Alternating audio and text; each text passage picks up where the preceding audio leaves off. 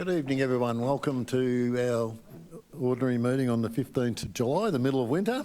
Certainly feels like the middle of winter today. My name's Tom Malik and I'm the Mayor of the Banyule City Council, and I'd first like to, and very appropriately, acknowledge the traditional custodians.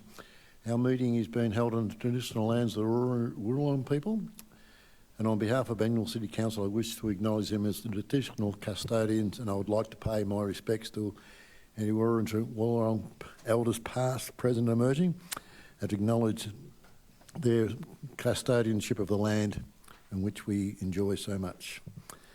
And our diversity statement: our community is made up of diverse cultures, beliefs, abilities, bodies, sexualities, ages and genders. We are committed to access, equity, participation and the rights of everyone. Principles that empower, foster harmony and increase the well-being of an inclusive community. I'd now like to pass on to our Chief Executive Officer, Ms Alison Beckwith, who will read out the formalities. Thank you, Alison. Thank you, Mayor. As the Mayor indicated, my name is Alison Beckwith and I'm the Chief Executive Officer here at Banyule City Council. Tonight's meeting is being held in accordance with the provisions of Council's governance rules and the Local Government Act 2020. The meeting is being live streamed via Council's website and Facebook page, and the live stream is not interactive. So for those at home, any comments or private messages directed to us through the live stream will have no bearing on tonight's Council meeting. Council's request to speak process methods continue to allow our residents to be able to participate in meetings without having to attend in person if they indeed cannot.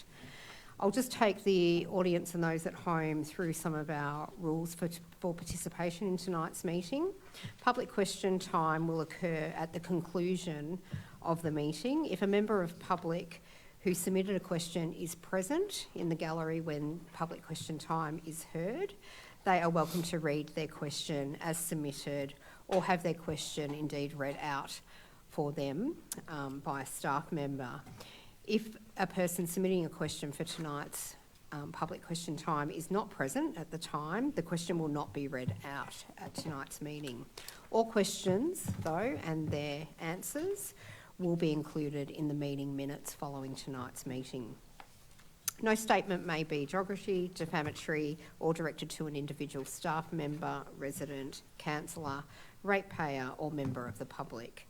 A 2-minute time limit does apply to anyone that has requested to speak tonight, and the timer will be used and a warning will sound at the 1.5 minute mark. So we do ask you kindly just to start summing up for the last 30 seconds. And if indeed a statement is being read out by a staff member on behalf of a resident, they will also sum up for that last 30 seconds. I do ask kindly that any members in the gallery please check your phones and actually ensure that they're either on silent mode or switched off. I would also like to remind everyone that Council has a zero tolerance for any forms of bullying, harassment or violence, and we treat each other with respect. So everyone present in the gallery, community members and council staff and councils are expected to respect the individual views of others, irrespective of their own views, and own views held, and respectively participate in the council meeting. For those of you in the gallery tonight, which there are many of you, I also ask if you depart the meeting before the meeting close, that you do not hold conversations out in the foyer and actually wait till you're outside. This is a heritage building and the noise does reverberate up here and has an impact on those listening at home. So I thank you in advance for that. I will now introduce you to the councillors that we have in attendance tonight. I will start on my left, and I have Councillor Peter Castaldo, Councillor Peter Dimorales and Councillor Alison Champion. And to my right, the Mayor, Councillor Tom Malikan, the Deputy Mayor, Councillor Rick Garotti, Councillor Alida McKern, Councillor Elizabeth Neely and Councillor Mark Di Pasquale.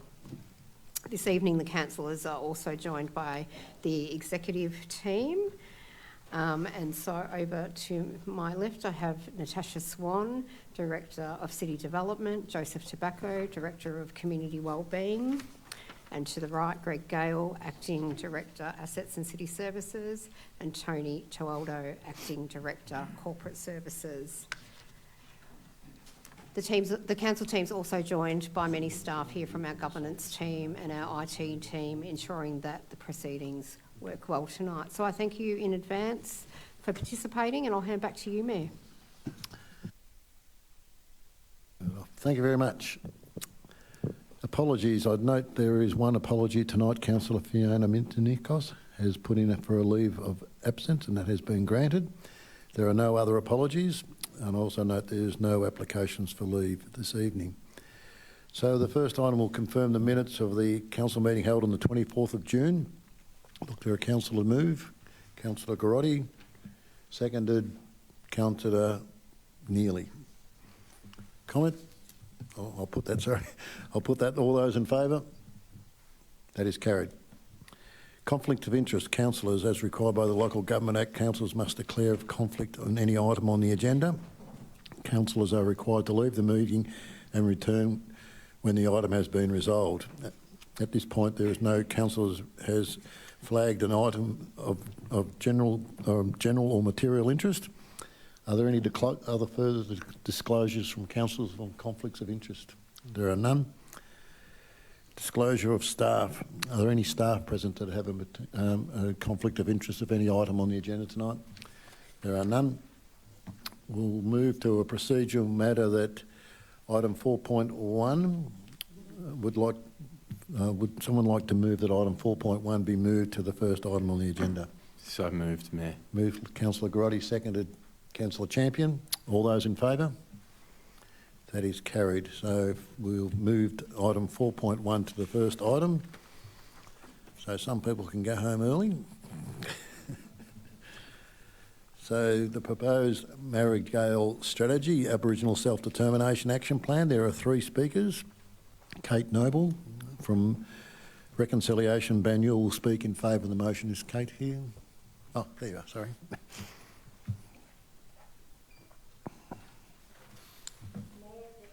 Do you want to turn the microphone on?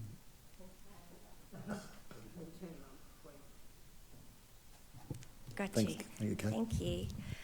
Mayor, Deputy Mayor, Councillors, my name's Kate Noble. I'm from Greensborough, and tonight I'm speaking on behalf of Reconciliation Banyule. I acknowledge the Wurundjeri Woiwurrung people, the traditional custodians of the lands we're meeting on today, and acknowledge elders past, present and emerging, and all Aboriginal Victorians who are here with us today. Of course, an acknowledgement needs to be more than lip service.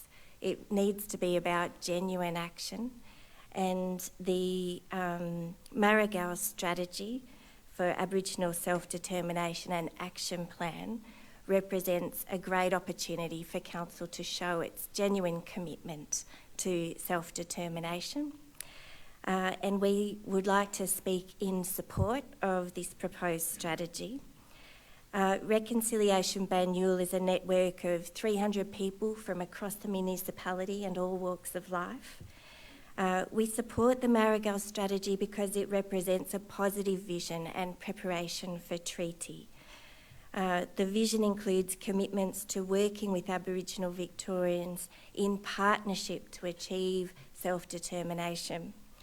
It embeds caring for country principles across council operations.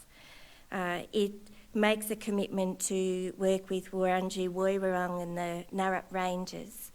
There are so many community benefits that we can all experience as a result of working together in genuine partnership with Aboriginal and custodians, and we urge Council to unanimously endorse the proposed Marigale Strategy and Action Plan.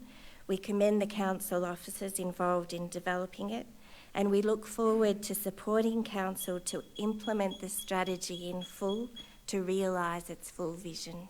Thank you.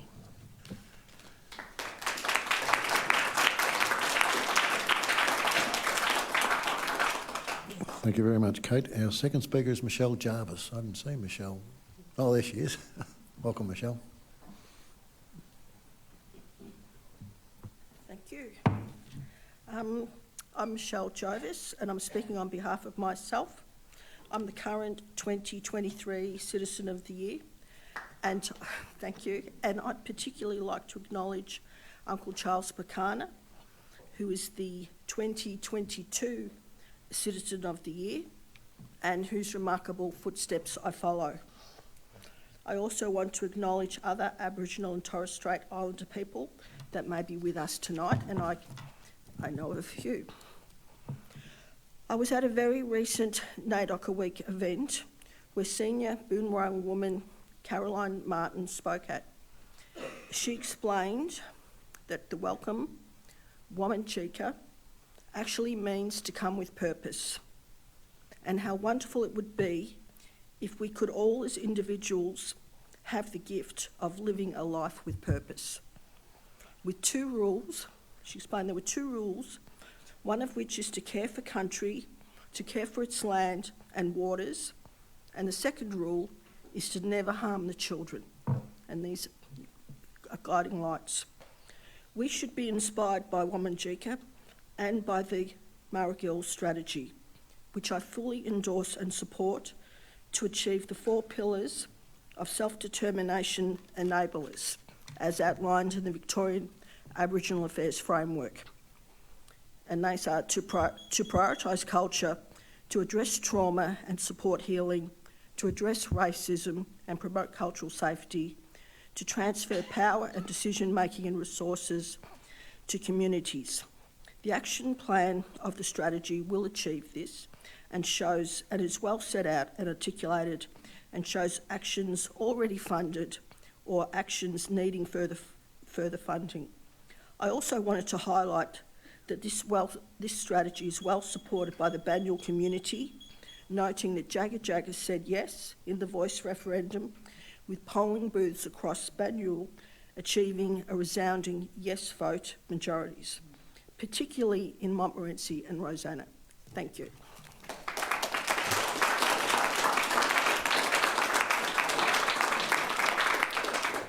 Thank you, Michelle. Our third and previous Citizen of the Year, Uncle Charles Pakana. Welcome, Uncle.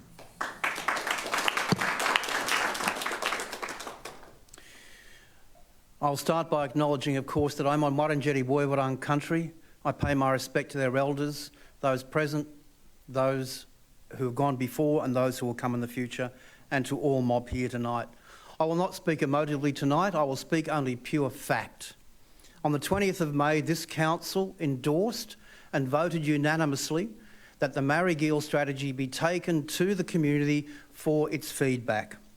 It was a vote intended correctly and in keeping with our democratic system to gauge the community's response to the modest requests contained within the strategy. Our community, Aboriginal and non-Aboriginal, has responded as you asked. It has responded in unprecedented numbers. It has responded without the influence of lies or misinformation. It has responded overwhelmingly in support of this Marrigill strategy.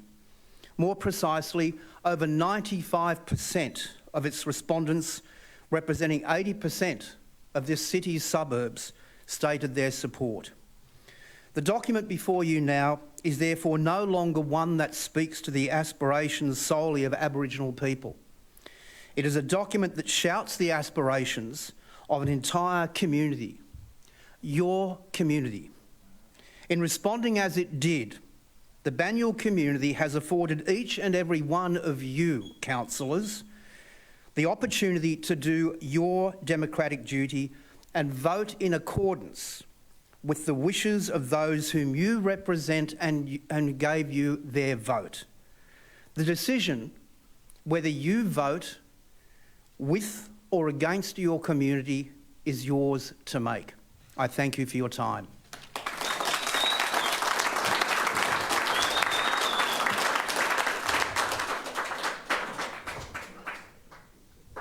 That's why we made him Citizen of the Year, I suppose. That was a great speech. Thank you, Uncle Charles. So we look for a councillor to move a motion. Move Councillor Neely. Move Councillor Neely, second Councillor. Councillor Neely. Thank you, Matt. Thank you, Mayor. This strategy and action plan, as mentioned by the speakers, is about reinforcing Council's commitment to reconciliation.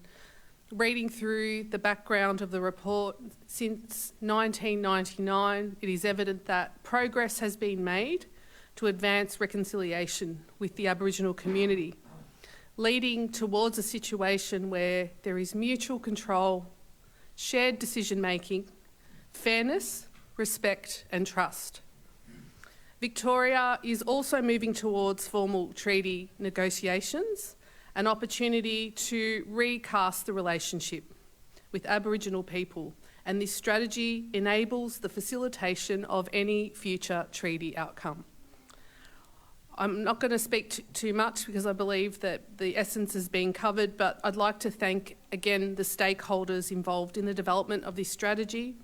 Thank you to Banyul's RAP committee, many who are in the gallery this evening, Uncle Charles, Uncle Owen, Maddie, Tom, Sue, I can see, and Catherine, Shelley, Wally, Blair, Georgie and Zali. So we want to add value and increase community participation and meaningful, transparent engagement so that our First Nations people are supported and that they are flourishing as well. Thank you, Mayor. Thank you. Councillor Castaldo. Yeah, thank you. I'd also like to acknowledge all Wurundjeri and other Aboriginal and Torres Strait Islanders present tonight. I'd like to thank all of the other allies of that community that are here tonight, and I think there's very significant numbers of you here. I'd like to thank the speakers and everyone that's participated in this. Sometimes this subject's a political football. Tonight it isn't. Unanimous. Both the community, 97% support in the first round, 94% support in the second round of public consultation. Unanimous support by councillors in the previous stage of this, and we've got so many people that are on board on this program that I'm really proud. This is my 7th year or so that I've been involved with a reconciliation committee. It's moving on now, being renamed as it should be. That's jointly decided and agreed by the Wurundjeri, advised to be the Marrigill strategy, and also known as the Aboriginal self-determination strategy. It's a really important piece of work, and I've seen this work at our council move forward year on year. That doesn't just happen because we're moving forward. A lot of things don't move forward. This is moving forward. We've got a wonderful action plan here, and we've got budget allocated in the first few years already to make sure we continue work in this area. So I'm really proud to be part of a leadership team, both in our community and part of council. We're united behind this, and we're all very supportive and really looking forward to, as some important words spoken tonight, walking together in genuine partnership for the next 5 years. So thank you all for your contributions.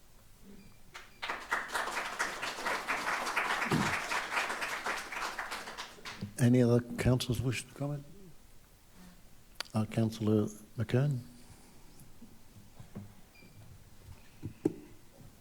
I'd like to reinforce my thanks and reinforce too what's been said by my colleague councillors Neely and Castaldo.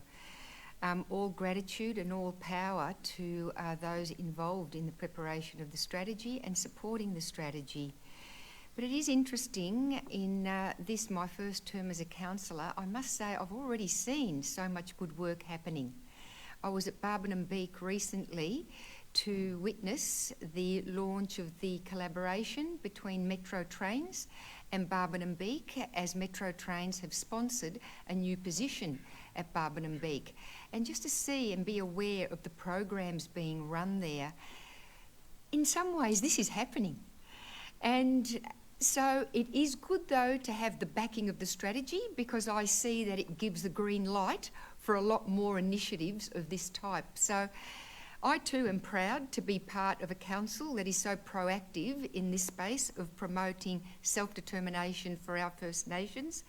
I also hold to heart the words of Auntie Di Carr, who spoke very eloquently at the May Sorry Day ceremony at Malahang Reserve.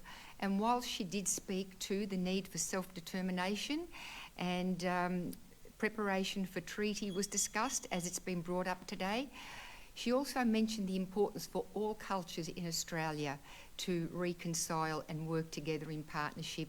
And hopefully it's our First Nations leading the way for all of us. Thank you. Thank you. Further comment?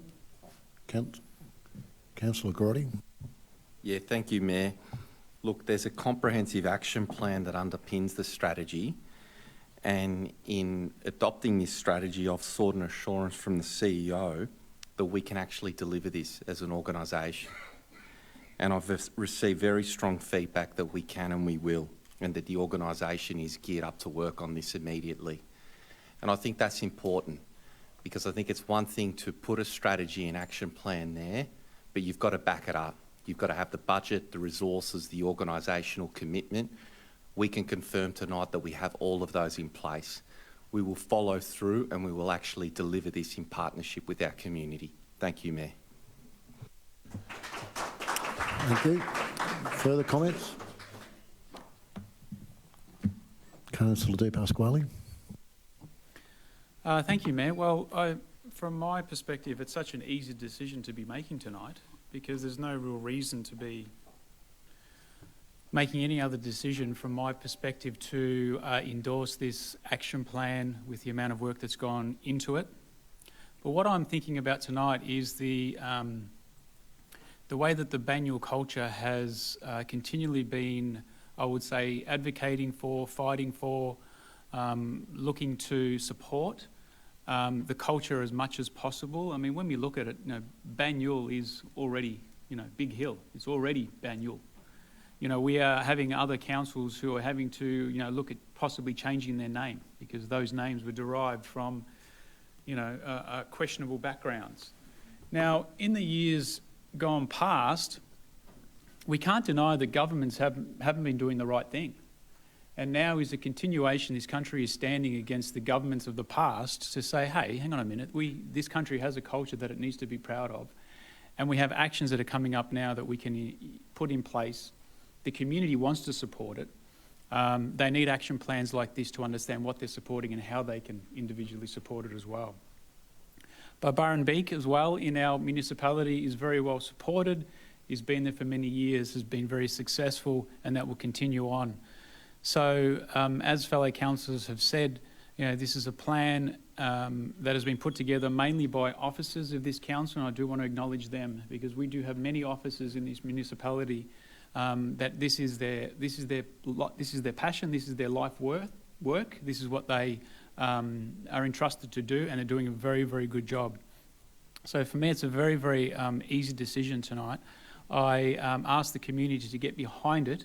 I'm sure many people in the community will be looking to see what they can do, how they can support the committee as well, the Aboriginal and Torres Strait Islander Committee, because they'll be needing support as well, and also officers in this action plan. Thank you, Mayor.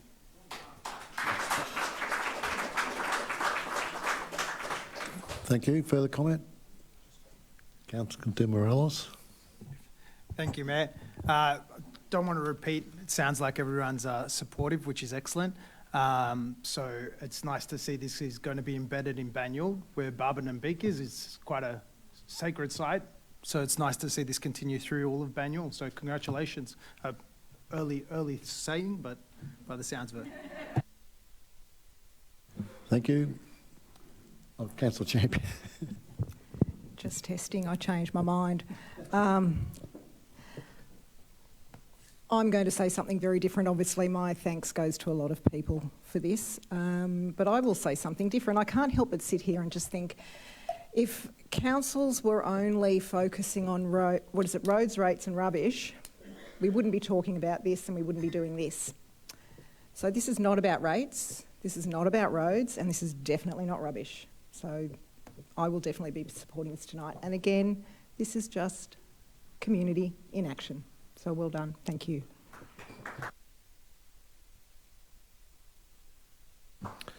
Thank you very much. I better say something as the Mayor.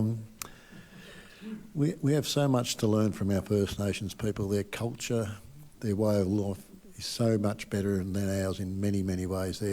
Their respect for elders, their willingness to welcome people to their land, and their care of country, I think, are the three outstanding features of the culture that we just have so much to learn from, and will benefit from as a nation and as a people if we do adopt more of those aspects of, because the way we treat the land is not very good, the way we treat strangers is not very good, and the way we treat our elders is not very good either.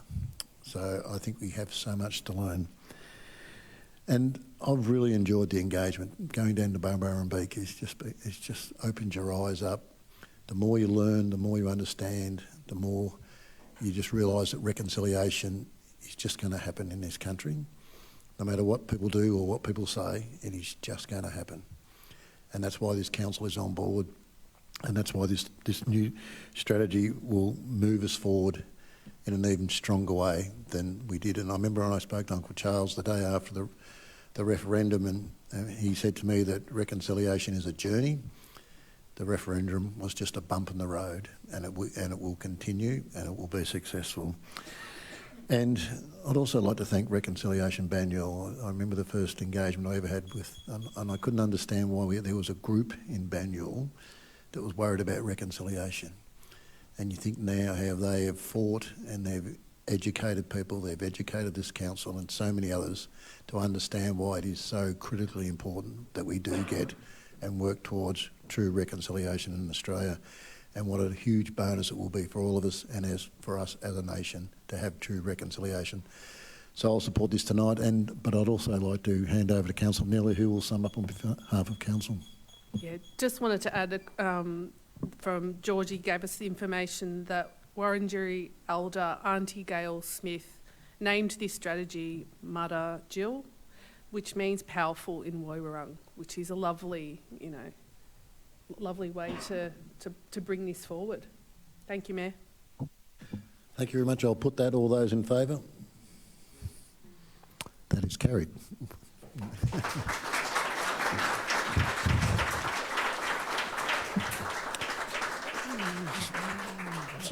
So if people would like the opportunity to go home and enjoy the coldness of home instead of the warmth of a council meeting.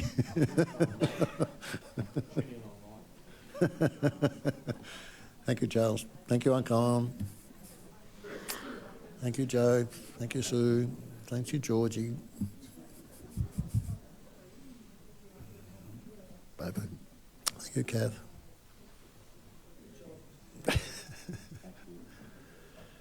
Good night.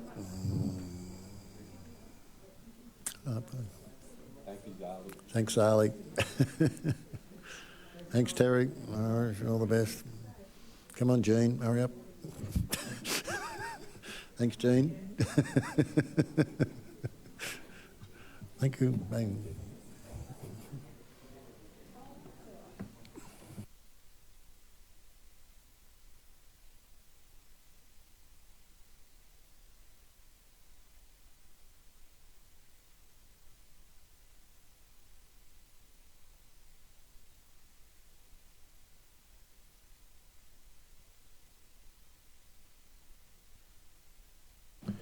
If there's anyone outside that would like to come in, there's plenty of spare seats now.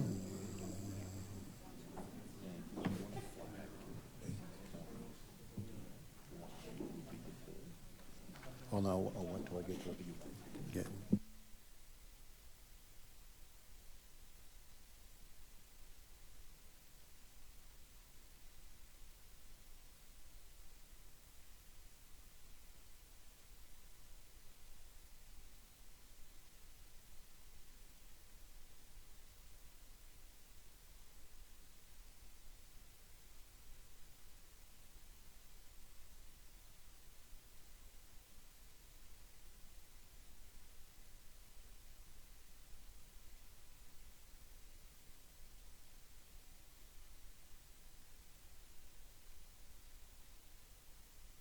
We'll move on to item 3.1, proposed cyber security strategies. There are no speakers. I'll look for a councillor to move a motion. Moved Councillor Garotti, seconded Councillor Champion. Comment? Yeah, thank you, Mayor. A very good report, comprehensive. Went through to the Audit and Risk Committee. They've endorsed for Council to approve. Funding's in the budget to deliver this. And very important from the perspective, from a community perspective of providing assurance that our systems can continue to function. We deliver a range of critical systems. We also do retain some confidential and private data as well. So I think this is important from a community perspective. It's not just IT, it's now actually core business of Council. I'm very happy to be moving this and to take the opportunity to thank the team. I can't see her in the audience, but our manager of IT, who's been doing a terrific job since she came on board to Banyule as well. Thank you. I'm happy to move. Would the seconder like to comment? Councillor Allison? Thanks, Mayor. Look, I'll just reiterate, in all businesses now, cybersecurity is actually a priority. I'm sure many of you as individuals have had scam emails, scam phone calls, etc. This is how we live now. It's not going away. There are people in the world who want to essentially steal. So this is very, very important. This is a very important strategy that now is going to certainly be part of our lives. So thank you very much to Jyoti and the team for all their work on this. You pretty much have a job for life, I think. Thank you. Further comment, Councillor Di Pasquale? Yes, Mayor. Well, look, security in the past for our community has been, if someone comes in and steals possessions out of your home or car, or when you go out, you may get into some trouble. That's what our security was in the past, but now it's with regards to the internet. It's different now. We take this very seriously. This is over $1 million, and going forward, there's going to be a lot more investment as well.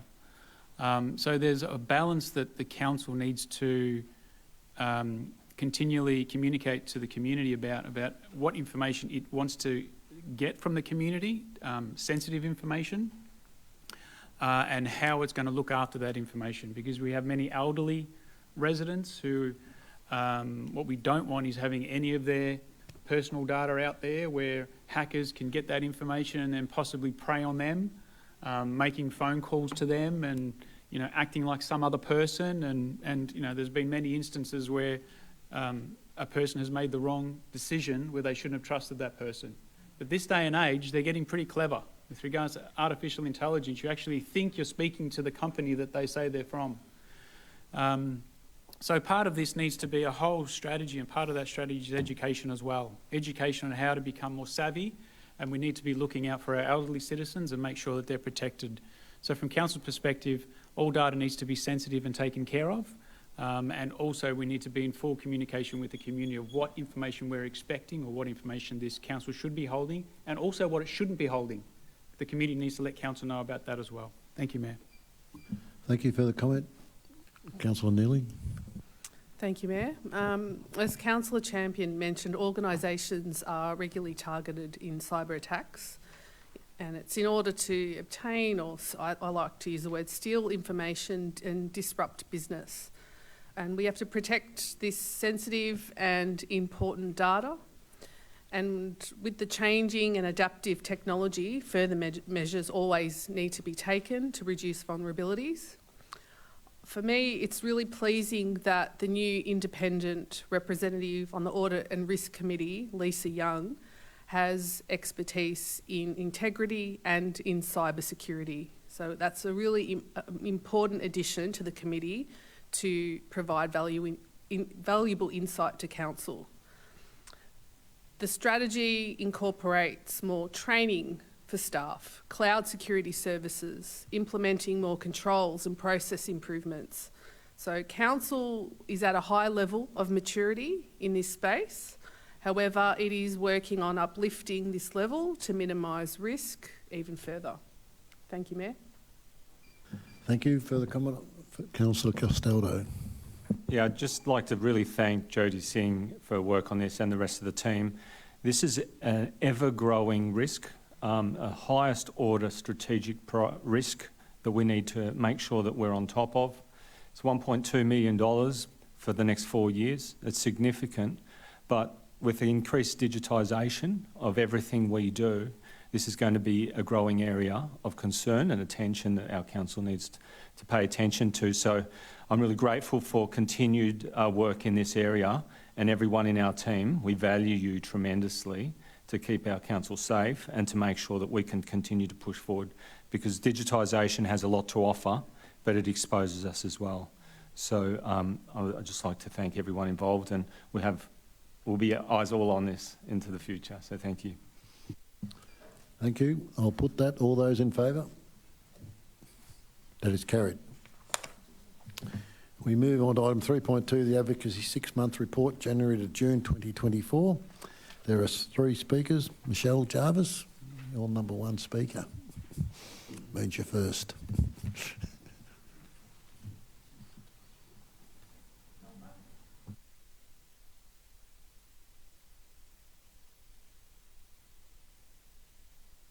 Hello, back again. I'm speaking on behalf of Friends of Banyule.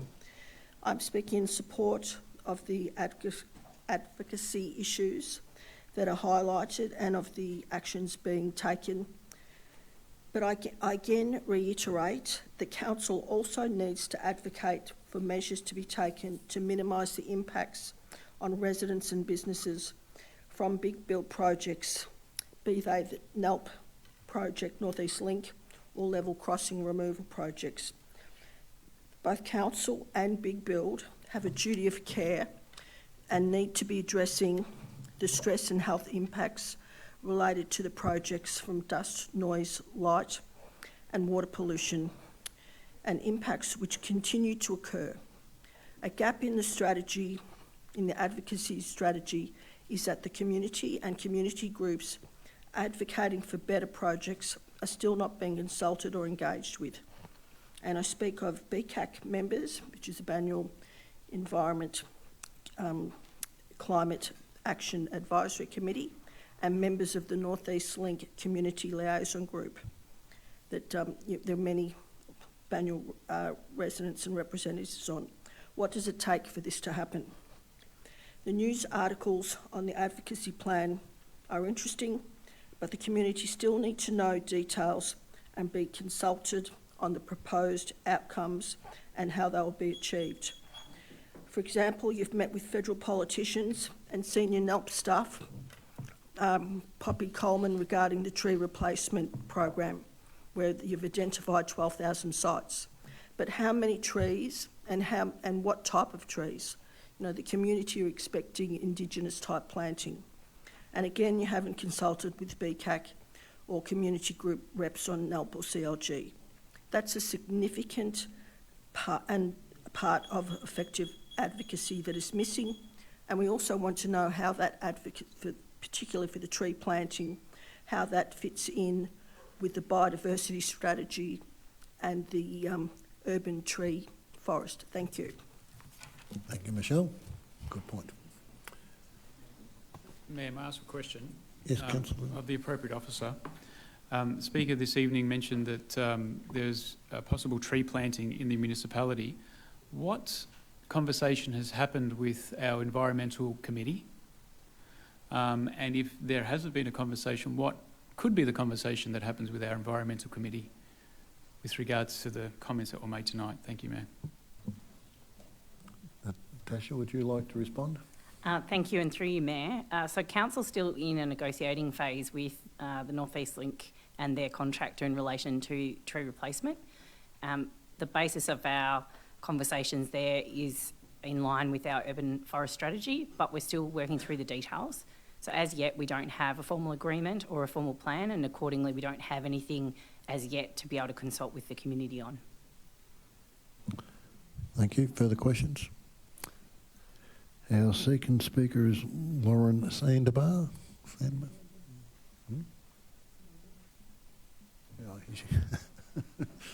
Welcome.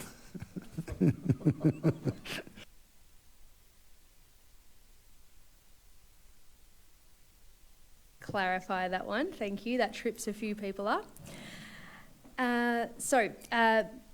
My comments pertain to our well-built city. Obviously, all the advocacy work Banyule does is fantastic. However, I think it is lacking in a few areas. Noting Council met with Vicky Ward, our local member for Eltham, in 2024 to discuss plans for the Plenty River Bridge for the shared path works between Montmorency and Greensborough Station.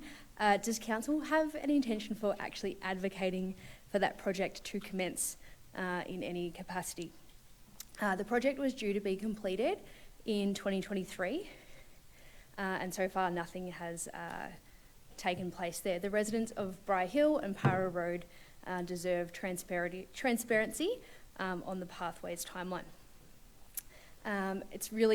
It's unsafe, it's unsightly. When was the last time Council visited this site in person? Advocating for the footbridge is definitely welcomed, but likely redundant given the entire worksite remains empty. With the safety and accessibility of the residents of Monty and Bry Hill compromised, when was the last time the member for Eltham was contacted on this issue? Advocacy for other key projects within the northeast of Banyule, I think, have been overlooked. Council should advocate for the completion of the primary strategic cycling corridor, C1, along the Hurstbridge line between Montmorency and connecting Eltham Station to the Diamond Creek Trail, highlighted in the Transport Advocacy Plan in 2022. My last point as well, in 2022, the Council basically highlighted some priorities for trail repairs within Banyule, and the Plenty River Trail was highlighted there. Why does the section between Montmorency Football Club and Lower Plenty Football Club remain closed? I think it's been closed for around 4 years now. I assume due to a safety risk. Can we please advocate for the repair and reopening of this much-loved trail? Thank you. Thank you. I was under the wearing that that was actually our path, and I wasn't aware it was closed because I rode down it not that long ago. But Natasha, would you like to respond to those questions, please? Through you, Mayor, if I can remember the questions, the Plenty Bridge, we're in the closing stages of an agreement with the state government that's been successful through the advocacy with the local member in securing the funding for the delivery of that bridge. And once those arrangements in place, then we can move to detailed design and look to implementation. Those works are likely to also coincide with the completion of the pedestrian pathway, which remains unfinished from just after Greensborough Station, from that Railway Road through to the Para Road roundabout. I don't know that I can answer the question in relation to the path closure because I'm not entirely clear where that is, so we might have to take that one on notice.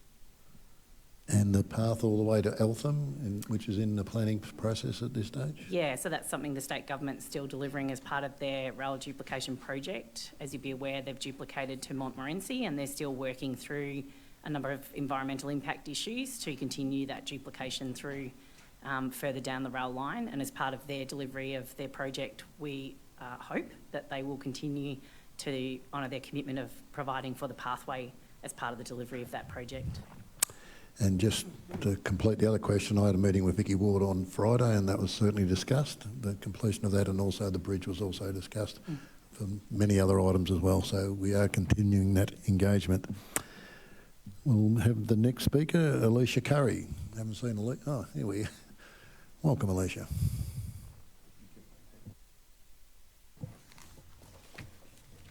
Thank you, Mayor and Councillors. I've got 3 items to speak about in the advocacy report. I'm speaking against because there's a couple of things missing and a couple of things that haven't been considered. So firstly, most importantly, is this interim social and affordable housing policy. I'm speaking to the water tank site later. However, I think this needs to be part of your advocacy report every time it comes to council. So Victoria has the lowest portion of social housing units per capita in all states of Australia, with around 3% of housing stock in Victoria compared to 6% in South Australia, 5% in New South Wales, and the national average of 4.5%. Now, I estimate that Council Banyule has approximately between 3.7 and 4.3% of social housing. So where are you in the advocacy for this? We need to be pushing hard and pushing for the social housing, not just affordable, because as we know, affordable housing can be $1 under market value. So I would prefer to see these reports broken down to social, broken down to affordable. Has Banyule got a number that they're aiming for? What is that number? And if we're getting cases where there's only 10%, as in the water tank site, and we need approximately 350 units, we have to produce so much housing to get there. So secondly, I'd like to speak about the North East Link. I was at the Warringal Conservation Society meeting in the previous week where the North East Link consultant came to have a chat to us, and they identified that there was the 12,000 trees that they're replanting, and my question to them was, well, is there any new open space in Banyule which is accommodating these trees? And they have said, no, they're all on existing sites. So the question is, if the Urban Forest says there's 10,000 trees to be planted and North East Link says there's 12,000 trees to be planted, are you counting this twice? What is the net increase of trees that Council is expecting to have? And when are they going to be planted? Where are they going to be planted? Please create the open space to accommodate, because otherwise we're not going to get to this canopy target. And thirdly, very quickly, the McLeod level crossing removal, we haven't had any update from Council. I'm assuming there is negotiations about the land, the significant land holdings that Council has around the site. And I'd like an update as to we had a question to Council previously. I had a question to Council. Have those negotiations finished? Has there been a land swap? And who owns the land surrounding that McLeod level crossing site? Thank you.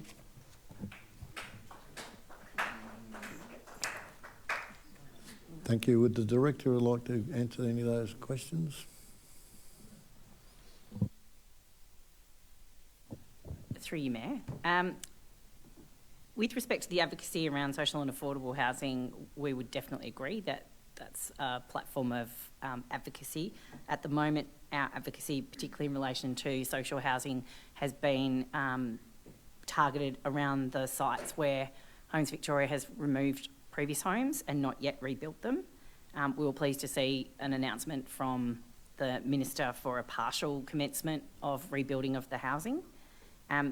Part of the consideration for Council's future housing strategy is to implement that interim policy within that, and that advocacy would continue through that.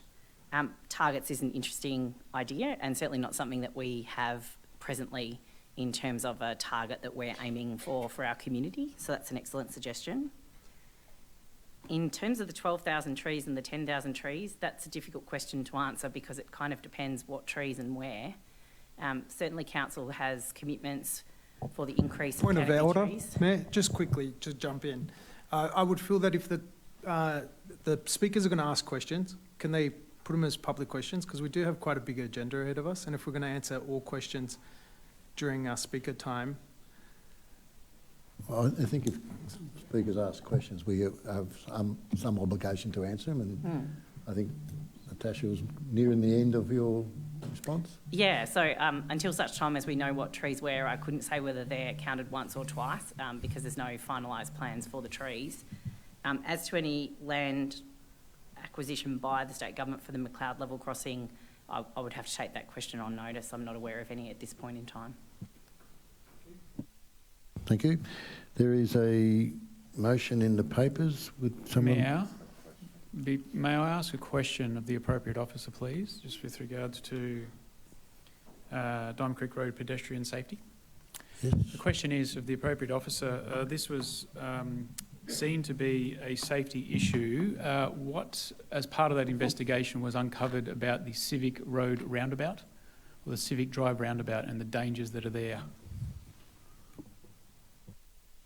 I think Civic Roundabout is not actually in Banyule. No, I would have to take that question on notice. I understand that there were some studies done as part of that investigation, but I wouldn't be able to answer that right now. Thank you. Look for a councillor to move a motion. Moved Councillor Di Pasquale, seconded Councillor Neely. Comment? Thank you, Mayor. Yes, there's a very important things that have been discussed tonight. Very valid questions from our community, and thank you very much for community for raising those. I've got a lot of questions that I've taken, I've written down, which I'm going to get investigated by our officers on behalf of the community too. One of the major things we're seeing in the community is a little bit of neglect for safety of our community and the members in our community. One of the major advocacy pieces that we've been trying to advocate very strongly for is the upgrade of the Watsonia train station. It is non-compliant with regards to accessibility to the platforms. The platforms are on a curve, which now is not compliant with regards to train stations, etc. I just ask, how long does our community need to be putting up with a dangerous station, and how much longer? Now, we have the North East Link going through, we have the Watsonia Town Square project happening. We really need to advocate more strongly for the Watsonia station. I'm not sure whether we need to put in or whether we need to be having a meeting with our state member, Colin Brooks, again, just to see whether we can push this down the road a little bit further. So that is one thing. The second thing is with regards to the Diamond Creek pedestrian safety. I mean, this came from, there were 2 pedestrian accidents, which were quite devastating to school kids, and the civic roundabout up near the basketball courts have been for years unacceptable and hugely dangerous. I've seen so many cars. I was actually out there on Saturday at the basketball stadium, coming out of the basketball stadium, and another ute had spun out around the roundabout and lost control and had to regain again. So this is going to be, unfortunately, we shouldn't be having pedestrian accidents for there to be action or money spent to make things safe. These are areas that were and have been unsafe for many, many, many years. It's unacceptable that the current government is not looking at these and not upgrading them while the North East Link is getting done, because it's 100 metres away from the North East Link works. So I think we need some stronger advocacy. I just don't know how and what appetite this council will have. So I'll be endorsing the advocacy tonight, but maybe we may have to be having some discussions about how we can do it more strongly, especially in these areas of safety for our citizens. Thank you, Mayor. Thank you. Would the seconder like to speak? Thank you, Mayor. These updates in the council report are important to ensure that all the priorities are consistent with the community need. I was very proud to celebrate the announcement of the $2.3 million in the state budget for the pedestrian crossing on Diamond Creek Road in Greensborough, with our local MPs and ministers, Vicky Ward, Colin Brooks, Melissa Horne. The principal of Montmorency Secondary College, Francis Ibbott, was there, and the local residents, particularly Joanne Thom, who I'd love to mention. She created the petition on behalf of her neighbour's daughter, who was one of the 2 students that was hit by the car last year on this road. The petition had 3,200 signatures and 150 compelling comments, including eyewitness accounts of near misses on the road. So it was council effort, state effort, and also the community played a huge role in this as well. So I'd like to thank Joanne. I'd also like to thank the officers who are currently continuing to advocate on the preferred site along Diamond Creek Road. It's very important. Watsonia Station I'd like to mention too. The potential's not only about compliance, it's also around best practice, transport, land use to respond to an exciting precinct opportunity. You know, there's so much potential incorporating the the residential, the commercial development, and some better integration with the surrounds. So I'm fully supportive of all of Council's efforts on that. The pedestrian bridge over the Plenty River to improve walking and cycling connections. There's been a lot of advocacy in this space. I hope that the discussions with LXRP with evidence-based information will help progress things in this space so that our community can easily walk, cycle to our green spaces and vital services, not to mention, being connected to transport. I'll finish there. Thank you, Mayor. Thank you. Further comments? Councillor Castaldo. Yeah, I'd just like to thank the author, Michelle Purtle, who's done a lot of work on creating our advocacy package. It makes life a lot easier for us. And when we want to be strategic and find the opportunity when it presents itself, such as the road crossing, Councillor Lindley, congratulations to you and the community for advocating in that area.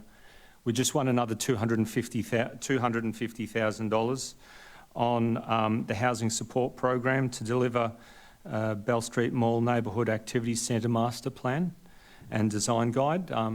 Council has to be nimble in this area, but when we have a tremendous package of advocacy material that's been produced and have our Mayor and our CEO, and when it's the time for a particular councillor to get involved, we're acting very strategically, looking for money from the other levels of government, whether it's state or federal. At the moment, federal is the place where we've got a lot more opportunities. But for example, closer to home, Odenwald Bridge, there's an advocacy for Odenwald Bridge to fix that bridge up for our community.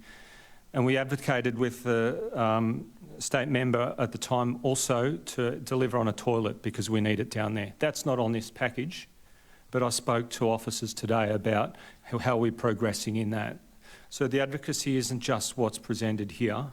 We use this as a foundation and leverage that to achieve better results all across opportunities when they present themselves. And I'll continue to follow up on those side projects, and I've asked for that to be included in the advocacy reporting back in the next term. But in this report, it's also very difficult. There's a complexity to delivering our objectives. Sometimes it looks like we're getting somewhere, and it takes multiple years to get there. When it comes to the trees delivery for the North East Link, we've been advocating for that for around 5 years, and we've still got nothing. It's very disappointing. So we're working continuously and tirelessly on this, acting strategically, and I thank all those that are continuing to do that work and deliver for our council. Thank you. Any further comments? Councillor Grotti. Yeah, thank you, Mayor. Look, I'm very happy to support the report. It is a very strong infrastructure, local infrastructure focus. And I suppose one of our speakers did touch on quite well just some of the need to emphasise the broader advocacy that we are doing, but probably need to just continue to strengthen and reaffirm, certainly around social housing. So I think picking up that as a feedback point and making sure we continue that advocacy going forward is important. I know as a council we've been doing quite a bit of advocacy with state government around the application of the rezoning, taxation arrangements to council. Had that arrangement been in place when we did the Bellfield development, we probably wouldn't have been able to proceed with the Bellfield social housing and Bellfield community facilities. So that does have implications on council's ability to deliver social infrastructure, and it is a good point of advocacy that we're doing. One big piece of advocacy is the Northern Economic Innovation Cluster, the NEIC, around La Trobe University. And I think we also just need to continue that and to continue to report back to that on the community. But as some of my colleagues have outlined, advocacy also occurs on a much lower scale. And one of the big issues that we're facing now across the community is with the transition from cable TV to streaming like Netflix. You've probably seen it around the community, but disused cable wires. So I'm getting requests 1 to 2 every month now from residents saying, look, I've got these wires coming down, can you remove them?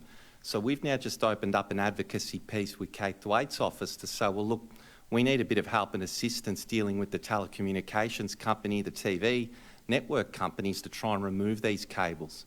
So advocacy is occurring across a range of spectrums. But I certainly do pick up the point from one of the speakers that I think we need to just go a little bit deeper in our reporting beyond the local infrastructure.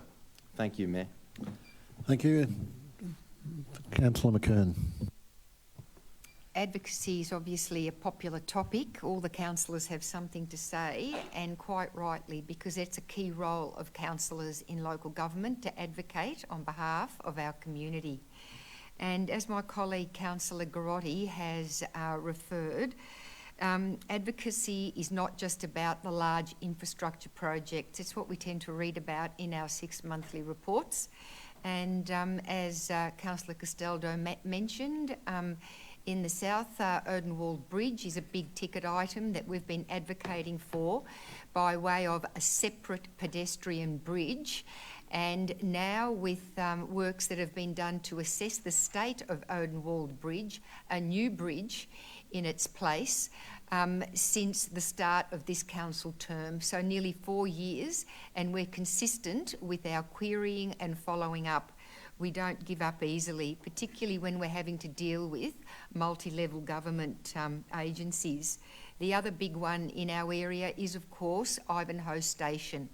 We're aware that access needs to be improved, particularly disability access, and that is something that is on our advocacy list as a priority. So we continue to plug away at it. But as mentioned, small projects or smaller projects are also advocated for, and we do take them seriously. I'm approached for practical things, for example, like new bench seats in parks, or improvement of lighting, or fixing car park surfacing because of safety aspects, which will come up later in this on this agenda. So we advocate all the time, and we do a lot to actually achieve things on a smaller scale.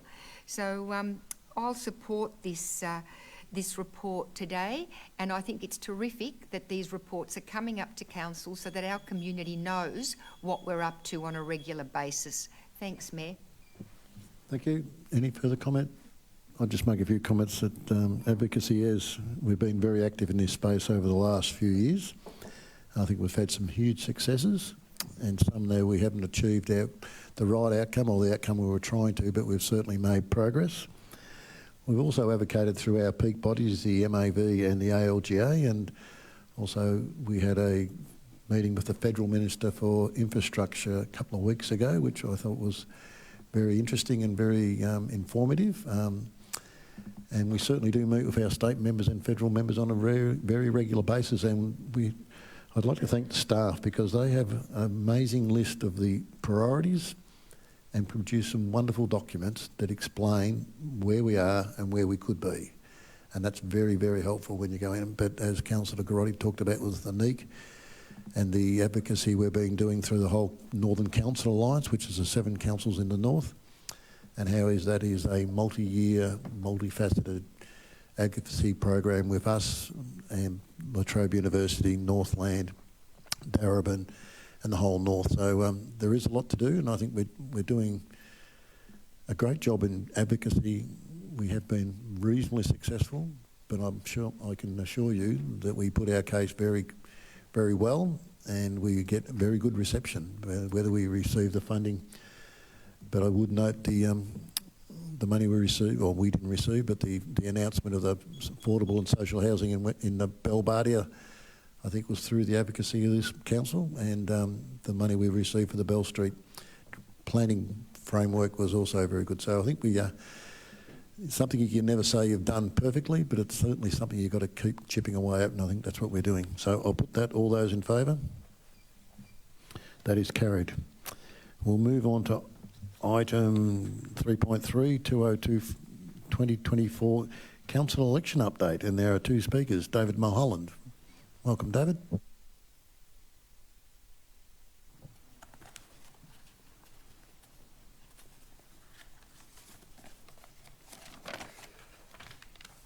In the report presented to Council tonight, 2 paragraphs stood out on page 16 under the heading of candidate information, namely, a person must not print, publish or distribute or cause, permit or authorise to be printed, published or distributed electoral material unless the name and address of the person who authorised the electoral material is clearly displayed on its face. Also, a person must not A, print, publish or distribute, or B, cause, permit or authorise to be printed, published or distributed any matter or thing that the person knows or should reasonably be expected to know is likely to mislead or deceive a voter in relation to the casting of the vote of the voter. During the 2020 council election, a defamatory anonymous leaflet was published and distributed in Griffin Ward during the period that the VEC was sending out the postal ballot packs to residents. The defamatory leaflet failed both of the points highlighted in this report. Defamation action was taken soon after the election by my wife, Jenny Mulholland OAM, and my eldest son, David J. Mulholland. In August 2022, in the County Court, Craig Langdon was found guilty by a jury of being a publisher of that leaflet, with damages and costs awarded to Jenny and David. Craig Langdon was also found guilty of Excuse me, contempt of court. David, can you speak to the agenda item, please? I am. It's actually on the agenda. No, Those you're two talking about civil cases, which are not on the agenda. I trust that I take your point. I trust that the 2024 council elections will be held with absolute integrity and be fought on policies to make our city stronger. Thank you. Absolutely agree with that, David. I certainly hope for the same thing. We have a second speaker, Laura Sandbar.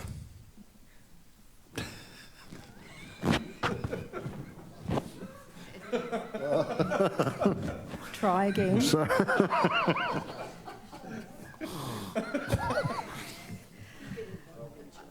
Yep. I will practice, I promise. No doubt. We'll have a few more meetings to get it right. I have full faith in you, Mayor. All right.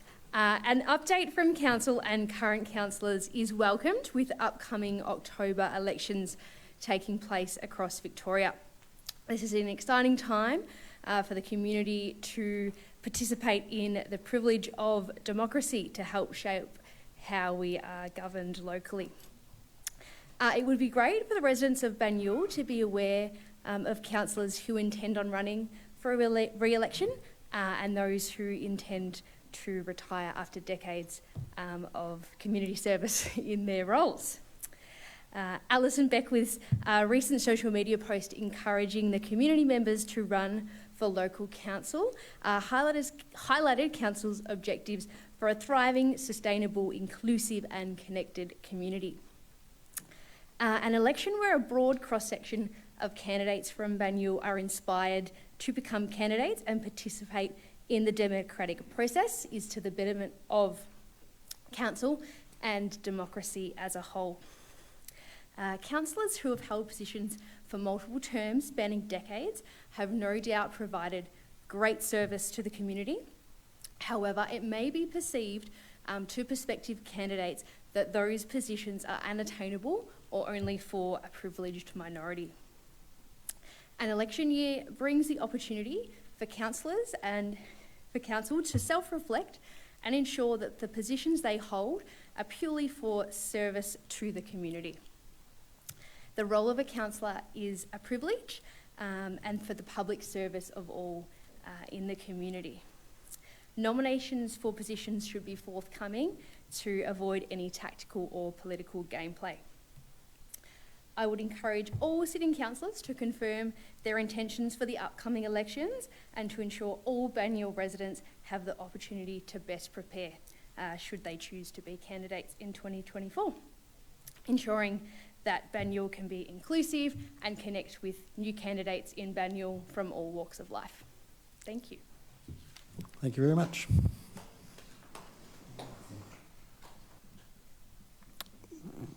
There is a councillor report. I look for a councillor to move a motion. Councillor Garotti, seconded Councillor Neely.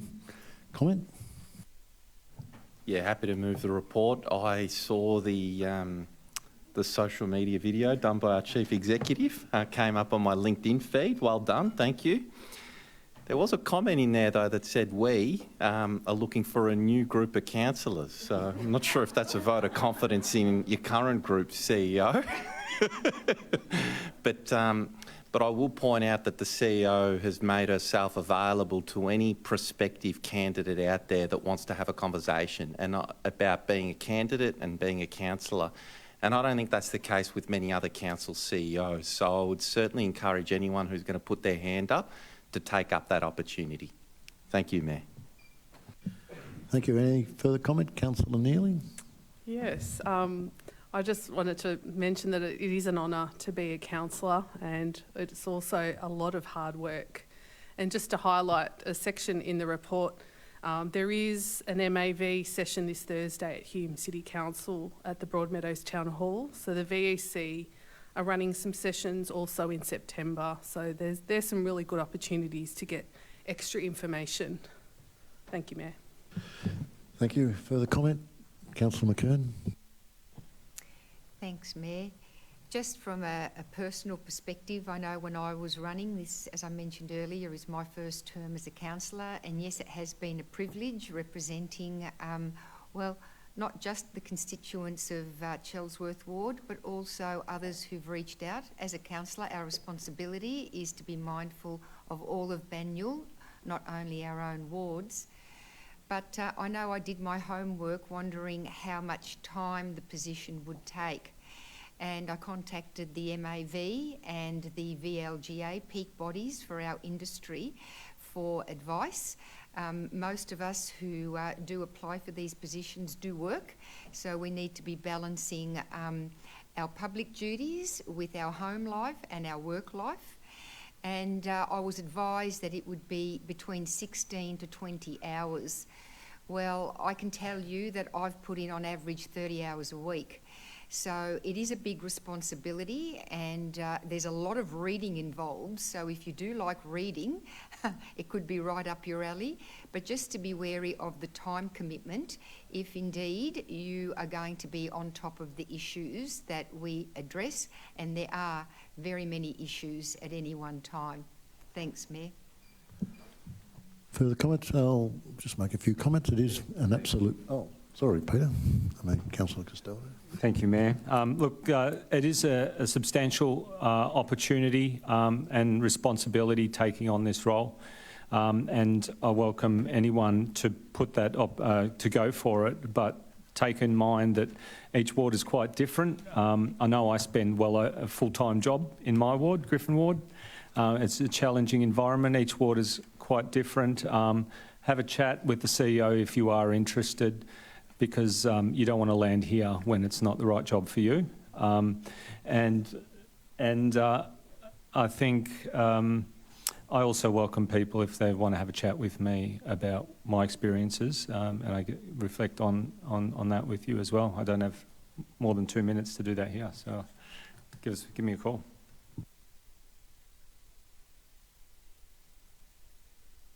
Councillor Demirals. Thank you, Mayor. Nice to hear everyone give a bit of an update about council election. But I think what's really interesting is the cost. The cost that's coming to residents from the state government. It's gone to $835,000 for an election. That's substantial considering we are moving online. That's a big cost being asked from residents. So that's something to consider as well with these elections. I know we all talk about, the workload involved, but there is a huge cost in this too. And that's something I want to flag, considering we are going online, and that's a big cost being passed through. So, thank you. Thank you. I'll just make a few comments here. Being on council is a great privilege, and it is a lot of hard work, but it's also a lot of enjoyable things as well. And I take on board what the Speaker was saying. I'm not sure she was directing it towards me, but I always think that knowledge and experiences are wonderful things, but youth and enthusiasm is just as important. And I never consider myself to be old. So anyway, I enjoy being on council. So I'll put that. All those in favour? That is carried. I was looking out in the gallery for who was going. Who else might be voting? We'll move on to item 3.4, the awarding of the contract for the 1345 to 2024 cloud-based aged care management system. There are no speakers. I'll look for a councillor to move a motion. Move. Yeah, hi, Mayor. I'm happy to move, but with an amendment. So just with point number 1, the council award contract number 1345-2024, provision of cloud-based aged care management system to Civica Proprietary Limited for the estimated spend of $1,170,882 excluding GST to commence on the 1st of August 2024, and the rest of as is on point number 1. And point number 2 resolves that any decision to extend the contract beyond the initial 3-year period will come to council for consideration and decision, and that this report will be provided at least 6 months prior to the conclusion of the initial 3-year term. Point number 3 as is. Thank you, Mayor. Move, Councillor Grotti. Is there a second for that? Move, second to Councillor Champion. Comment? Yeah, thank you, Mayor. As people would see in what's available in the public report, very close scoring between the preferred provider and I suppose the runner-up. And just as a council, in looking at that report, we think it's prudent to just limit to the 3 years and for a report to come back to council. It's a fast-changing landscape. There are new market players that are coming into that space with new and innovative solutions. And so I think it's just prudent for this council to say, let's reevaluate in 3 years rather than just sign away for a 10-year period. Thank you, Mayor. Thank you. The seconder like to comment? Any other comment? I'll put that. All those in favour? That is carried. We'll move on to item 3.5, the adoption of the MAV contract for the award of contract for the recruitment services commensurate. There are no speakers. I'll look for a councillor to move a motion. Thank you, Mayor. I'm happy to move again. Move, Councillor Grotti, seconder.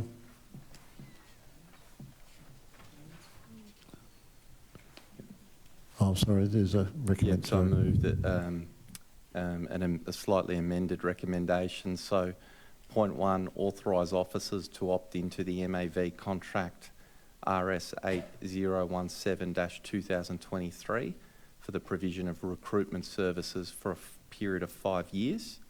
End of point 1. Point 2, to award contract number 1395204 via Master Services Schedule Agreement directly with Commensura Proprietary Limited to commence on 1st of August 2024 for the initial contract term of 5 years. End point. 3, authorise the CEO or delegate to sign the contract and any other associated documents.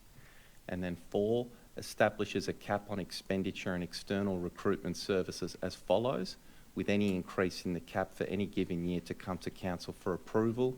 Financial year 2024-25, cap of $4 million excluding GST. Financial year 25-26, cap of $4 million excluding GST. FY 26-27, cap of $3.5 million excluding GST. FY 27-28, cap of $3 million excluding GST. FY 28-29, cap of $3 million excluding GST. So moved, Mayor. Moved, Councillor Grotti. Is there a seconder for that motion? Councillor Di Pasquale. Comment? Yeah, thank you, Mayor. I'll make a few brief comments. So in this report coming up to council, I was quite surprised actually with the proposed level of expenditure on external recruitment services, close to $20 million over 5 years. I much prefer this council to employ our own people rather than going out to external contractors and agencies. As a general yardstick, you will pay a premium of 25% on the dollar when you go external. So to have that level of external expenditure, in my view, is borderline unacceptable. But I do recognise that over the coming financial years, we're doing a number of major ICT implementations, our customer service platform, asset management system and payroll system among them.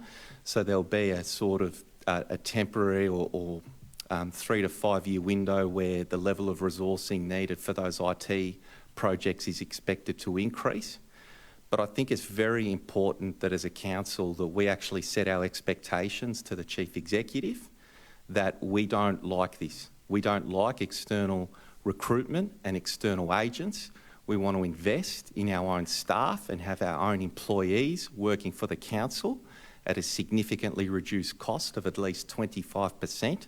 And that's why we're going to set caps. We're setting the caps to bring it lower than what was proposed in the officer report. Over the 5-year period, that will save the council $1.5 million. So very pleased to be moving this, and we've also capped the period of the contract to 5 years, no renewals, because we think it's important that this comes back to a future council. This is how, as a council, on the margins, we can do our influence to keep costs contained and controlled, while at the same time trying to build organisational capability in the council. Again, I will say, and through previous experience, we must invest in our own resources. We must invest in our own people. We can't continue to just outsource external recruitment, external agents, consultants, and legal fees are also on my radar. Thank you, Mayor. Thank you. Would the seconder like to speak? Mayor, just a small thing. Just wondering whether it's best practice to actually have the recruitment services to ... in the title of an agenda item. Is that best practice to be, or should that be left out and just be in the recommendation? Am I missing something? I think it's normal practice to have the actual contract number included in the title. Because generally with regards to any of our titles, we don't have the winning, company or in the title. Just a small thing, but just wouldn't want it as a standard practice. Would governance like to comment on? Thank you. Through you, Mayor. Yes, Councillor Di Pasquale's raised a good point. We normally don't step out who it is awarded to, rather just the service. So we'll make that amendment and continue that into the future. Okay, thank you. Further comment? Any other comment? I'll put that. All those in favour?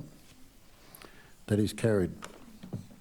We'll move on to item 3.6, 59 Swanson Street, notice of intention to sell. Final determinations.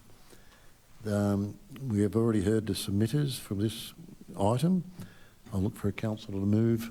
Moved Councillor De Morales, seconded Councillor Garotti. Comment? Just a brief one, Mayor. This is a great outcome.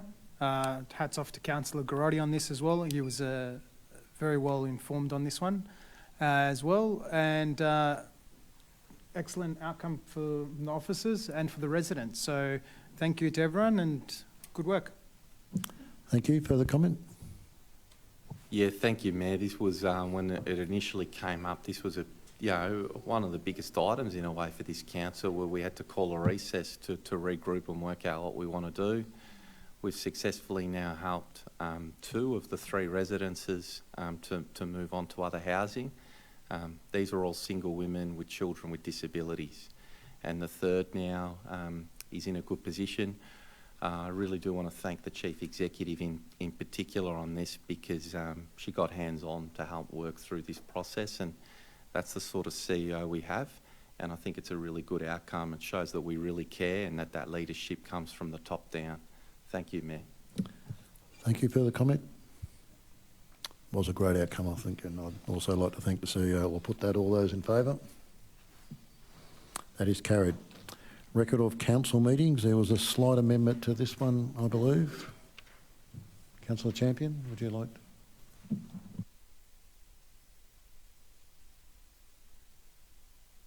Council receives and notes the record of councillor meetings report as detailed in this officer report, with an amendment to the record of councillor attendance for the LGBTIQA+ Advisory Committee meeting held on the 20th of June 2024 to reflect Mayor Councillor Tom Melican was in attendance and had some dinner. Thank you.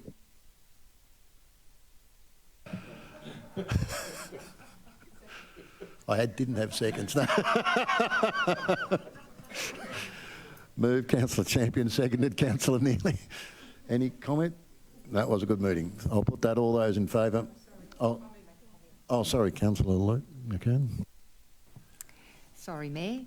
I just wanted to make a comment that Monday, 24th of June, I was absolutely intending to be at that meeting. I do not like missing council meetings. They're very important for us councillors and for our community, but that I was stuck in an airport because the wheels had fallen off the plane. So my apologies to all that I wasn't there, but had full intention to be so. Thank you. Thank you. I'll put that, all those in favour. That is carried.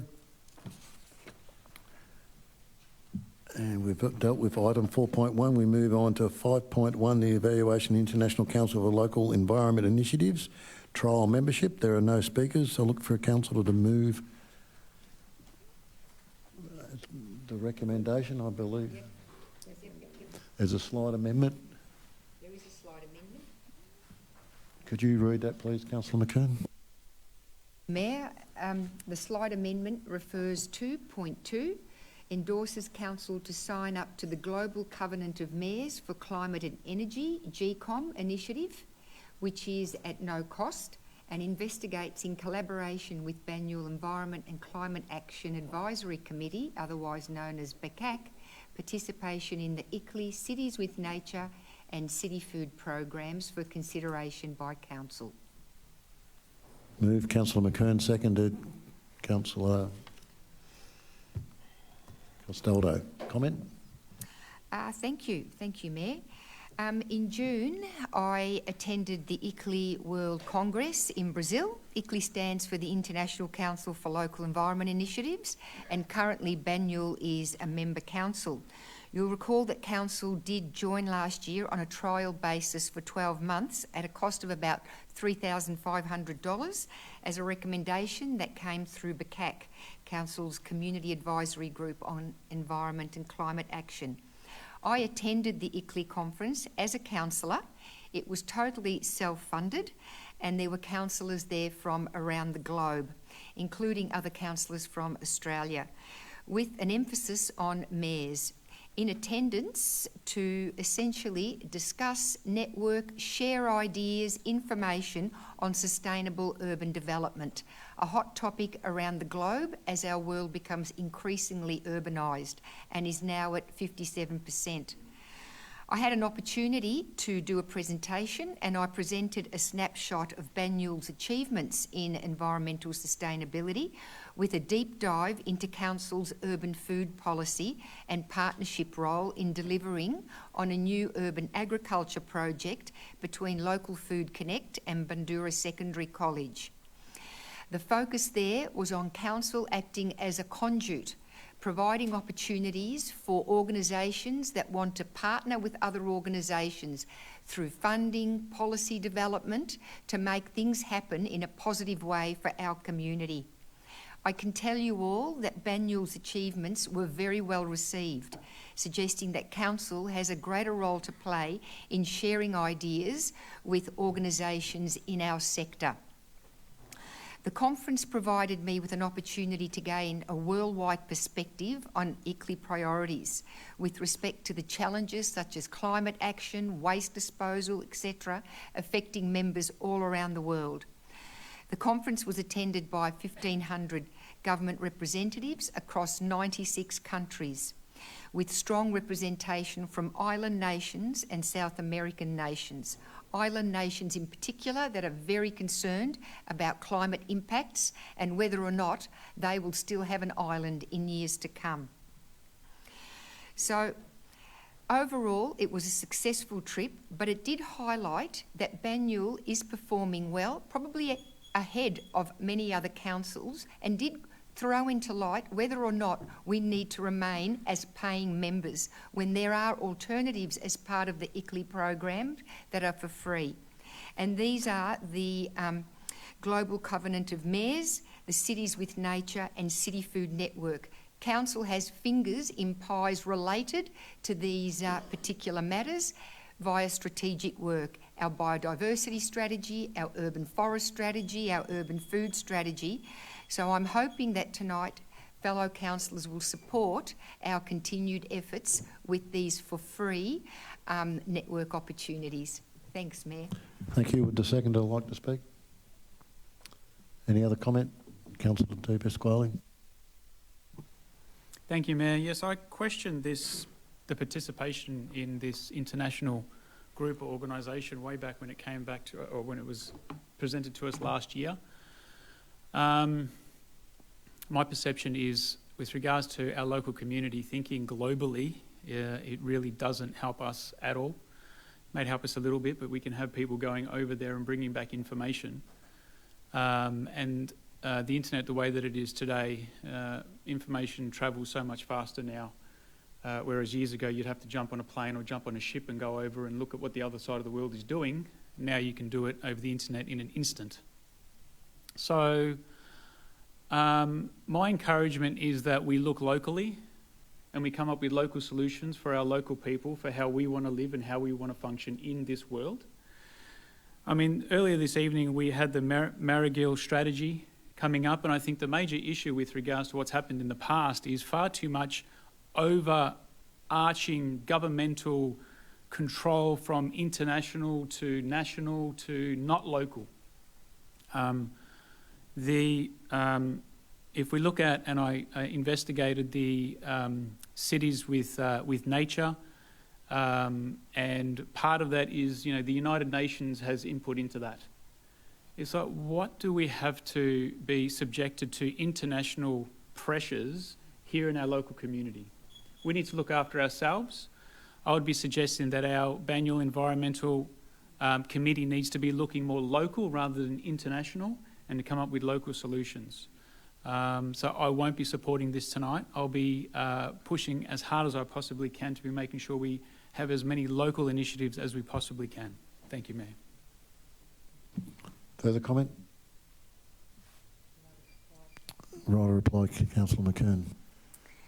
Thank you, Mayor, and thank you to Councillor De Pasquale for his comments.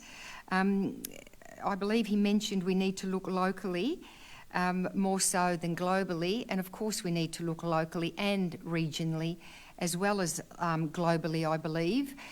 We are not an island. We are not the only council in this state, in this country, in this world, and it's important that we keep a perspective. On a more local basis, absolutely, we're connected with the Northern Alliance for Greenhouse Action, which covers the 9 member councils of the northern region of Melbourne, and this council or group of alliance councils is constantly in discussion about climate action strategies and mitigation practices. We are also a member of CASB, which works to improve our planning initiatives around urban sustainability, another regional organisation, and we are members of the Climate Emergency Australia Group, which is an Australian-based organisation encouraging councils to act on climate. Because local government, because it's the closest level of government to the people, is seen as probably one of the best government levels to be acting on climate change.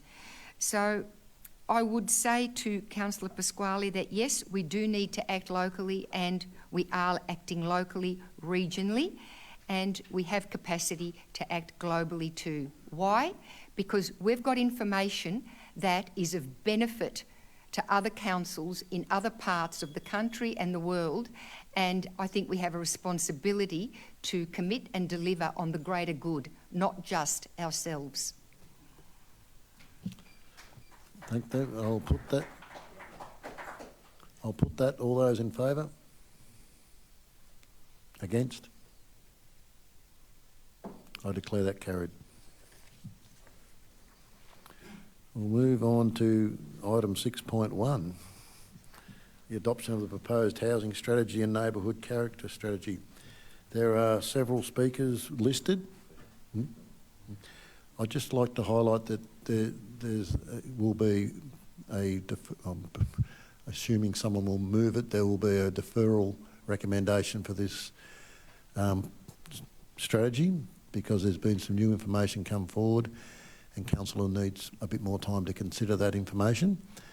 The people that are listed to speak, you're welcome to speak tonight, but this will come back to the next council meeting. I'm sorry to make you sit through what's been so far a good council meeting, I'd have to say. Maybe we should have moved it forward, but I'm sorry if you've wasted your evening, but you're quite welcome to speak, but I don't think there will be a decision on this strategy tonight. I think that decision will come back after further consideration by the council about the input we've received. So the first speaker is Con Charakakis. Is Con here? Oh, welcome, Con.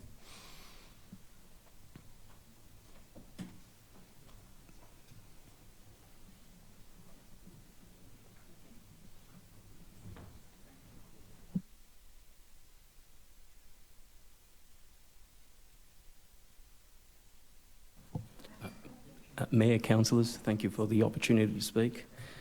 I'm speaking on behalf of myself. I'm a resident who resides in the Beaumont estate. It's one of two estates that were built by A.V. Jennings pre-World War II. The second is the Beauview estate in East Ivanhoe. From what I've read, and I've done quite extensive reading, the Beaumont estate is possibly the most successful of all four of his estates pre-World War II. And that's because he really created a uniform streetscape.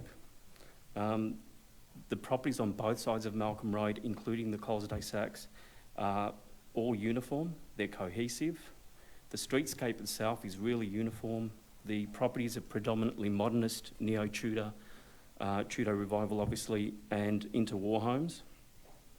There is no one build that actually dominates another, except for the most recent build at 46 Malcolm. Now that particular property dominates 44 and quite a few others, and the reason for that is because the east side of Malcolm Road, except for the Jennings duplex and 26 Malcolm Road, have no overlay. Council is proposing incremental change for that side of the street, minimal change for this side of the street. Jennings built 94 homes. Now we're asking council to protect an additional 21. If council does that, we're talking 60 odd houses out of the 94. Malcolm Road is critical. When Jennings advertised that estate, he used these words: Beaumont Estate, on Malcolm Road, up on the hill, past the new town hall. This building that we're in was built at the same time that those buildings were built. The Heidelberg City Council was willing to conserve the west side. I believe that it's not much to ask for this council to reconsider reviewing its decision and making sure that we have minimal change for the east side. It's really, really important. Thank you. We'll get another opportunity next week, but thank you for your input. The next speaker is Stephen Cullen. Welcome, Stephen. Thanks, Mayor, and thanks for the opportunity, notwithstanding the deferral. So firstly, look, we respect the intent of the Banyule Housing and Neighbourhood Strategies to help manage housing growth. We understand and support that. But places of character, history and significance should also be respected. Malcolm Road and the adjacent courts, South Lantana Street, is a place of character, history and significance. We disagree with the zoning applied to Malcolm Road as detailed in the strategy document, attachment 1, pages 50 and 51, which show the west side of Malcolm Road as minimal change and the east side as incremental change. The detail within the same strategy documents, again pages 50 and 51, defines minimal change as recognising heritage value, but incremental change allows for, quote, multi-unit developments up to 3 stories. The character and architecture of Malcolm Road is the Jennings Beaumont estate, as can be seen in the sample photos that we provided separately. Both sides of Malcolm Road, east of Lantana, except for 46, as was mentioned, contain this same consistency of character and architecture. the inconsistent zoning of the strategy documents, we respectfully assume to be an oversight or a document error. Jennings' other estate in Banyule is the Beauview estate, and in the zoning, both sides of Beauview have the identical zoning.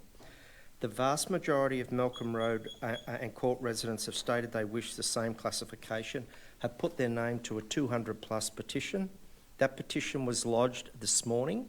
Governance rules dictate that would normally be tabled to the August meeting.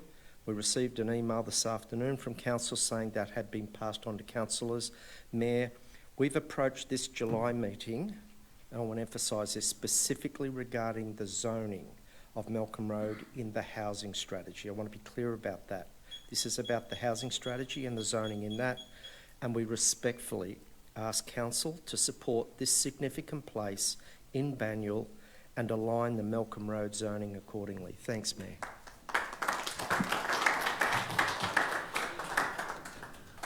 Thank you very much. The next speaker is Dr. David Hay. Is David here? Welcome, David.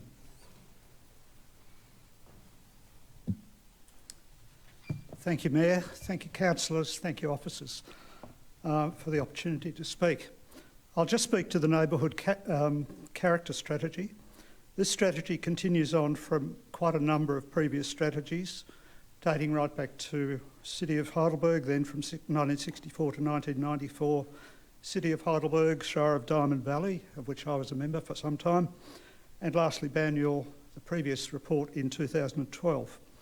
I'd like to also think that our First Nations people had some idea of living together and what they wanted the neighbourhood of this place where they lived to be. By its own admission, the report seeks to improve the strong foundation of its predecessor, the predecessor report, and it's largely concerned with renaming character areas, semi-bush and bush garden, for example. So by its own admission, it's not a great change from what we had before. It's tidying up the wording and tidying up some of the things. One substantial change from my point of view, because I happen to live in this area, is a small area on the west side of Plenty River, up in the north at the end of Nell Street and Deblonay Crescent and Beatrix Street. This was, in the previous report, was characterised as garden suburban. It now becomes urban canopy. Properties along Deblonay Crescent, which were in a incremental change area, are now, or will be under the new proposal, be minimal change. The importance of this change is the relevance to the habitat linkages, particularly between the Plenty River and the Creswell Forest in McLeod along the Sweetwater Creek. You've only got to look at a satellite image in Google Maps and look at the dark green bits that all follow our rivers, down the Plenty River, down the Yarra River, and along this thing called the Sweetwater Creek, which follows up across that area. I've got here a map from a 2000 Banyule Wildlife Corridor program, which shows that very clearly. Just in conclusion, Mr Mayor, I have talked to several of my neighbours in Deblonay Crescent. They're all in favour of this proposal, despite the fact that it could potentially affect the value of their properties. If they go from incremental to minimal change, then developers probably won't want to buy their properties as readily as they would have before. Thank you very much. Thank you, David. The next speaker is Pippa Griffiths. Pippa, there you are. Welcome.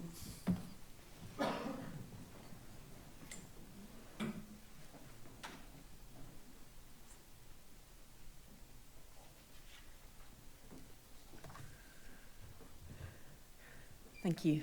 I have separately detailed to all councillors some of my concerns, so I don't propose to repeat most of those here.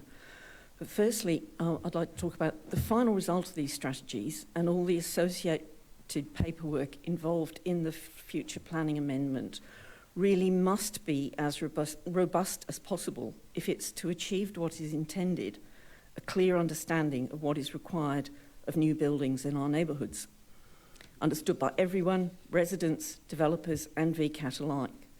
The documents must be robust enough to withstand the kind of challenges that lead to unsatisfactory results. There's a lot more to do between now and that point of the planning amendment, and Council should be capitalising on the resources available within the community to supplement your official knowledge and expertise. We community members have the lived experience of our neighbourhoods and of participating in VCAT cases and planning panels. So we understand how the system works and what is required to improve it.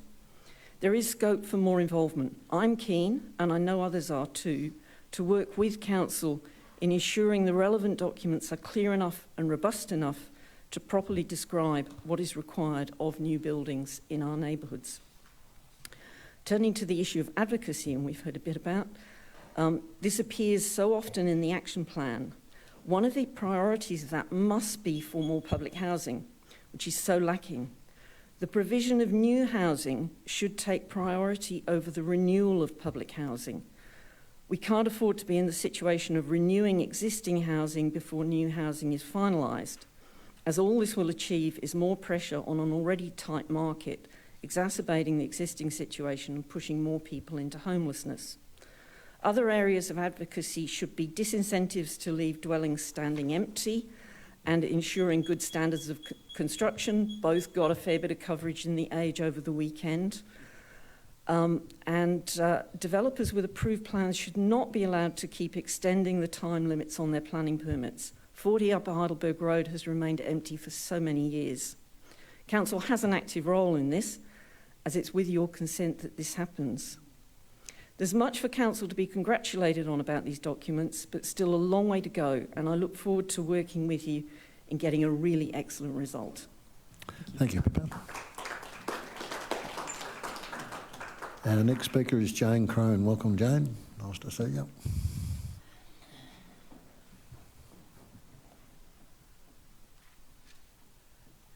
Now, I wish I had known that this was possibly going to come back again, because Council's restriction of 2 agenda items and 2 minutes only to speak per person is resulting yet again in residents not being fairly heard, when there's so many important issues listed on the meeting tonight, which a lot of us have been involved in, and I know a lot of people want to talk on more than 2.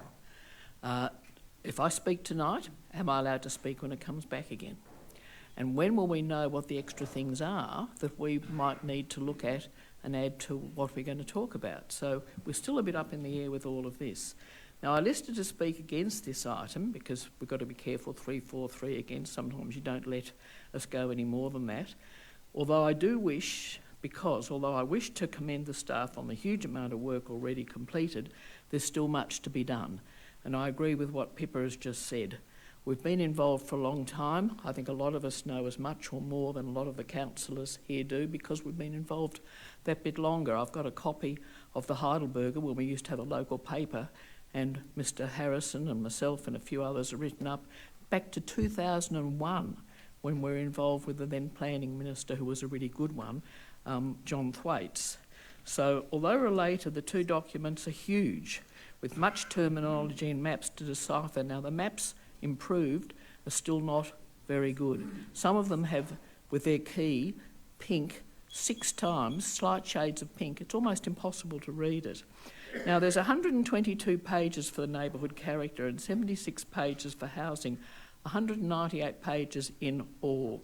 I doubt if very many people have been able to even look at some of this and get their heads around it all. We need more time to work with the council, particularly on neighbourhood character.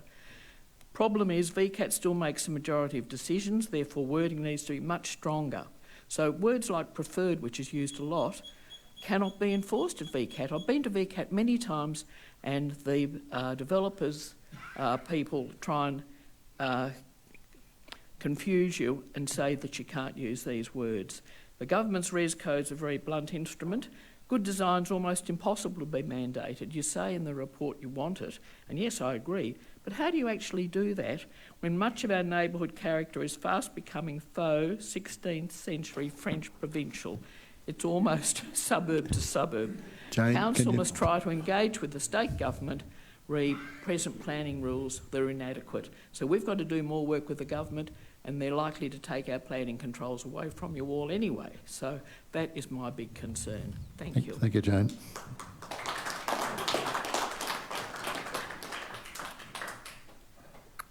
Did you speak for it or against it?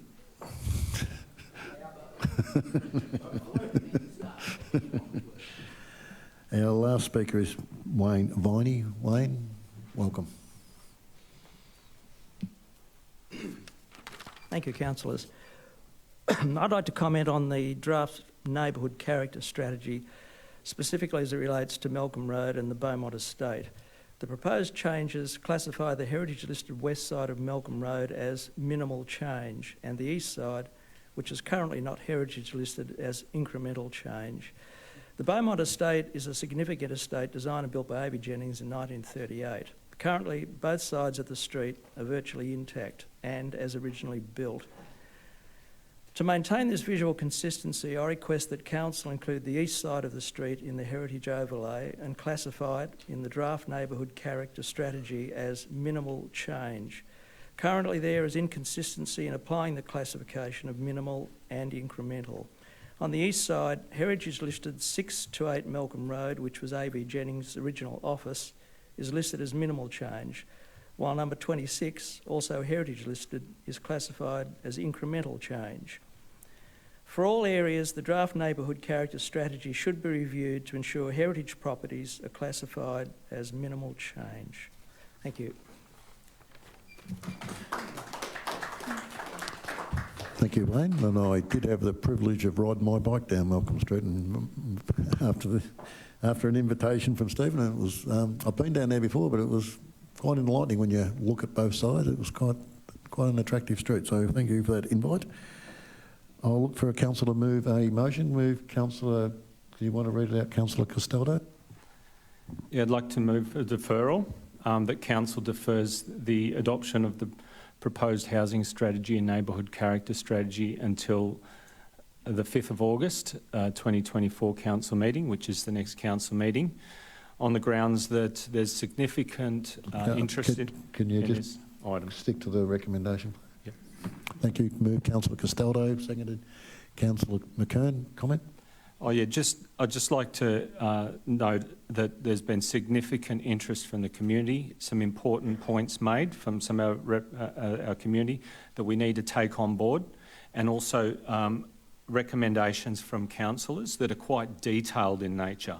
It's not possible for us to go through all of that and thrash it out here, so it's really important that we go away and take it back for a briefing session. We've already had a few on this item, but given the significance of this item, we just need to work through that and give it due respect because of its importance to our broader community. So that's on those grounds I'll be moving to defer this tonight. Thank you. Further comment? Councillor McKern.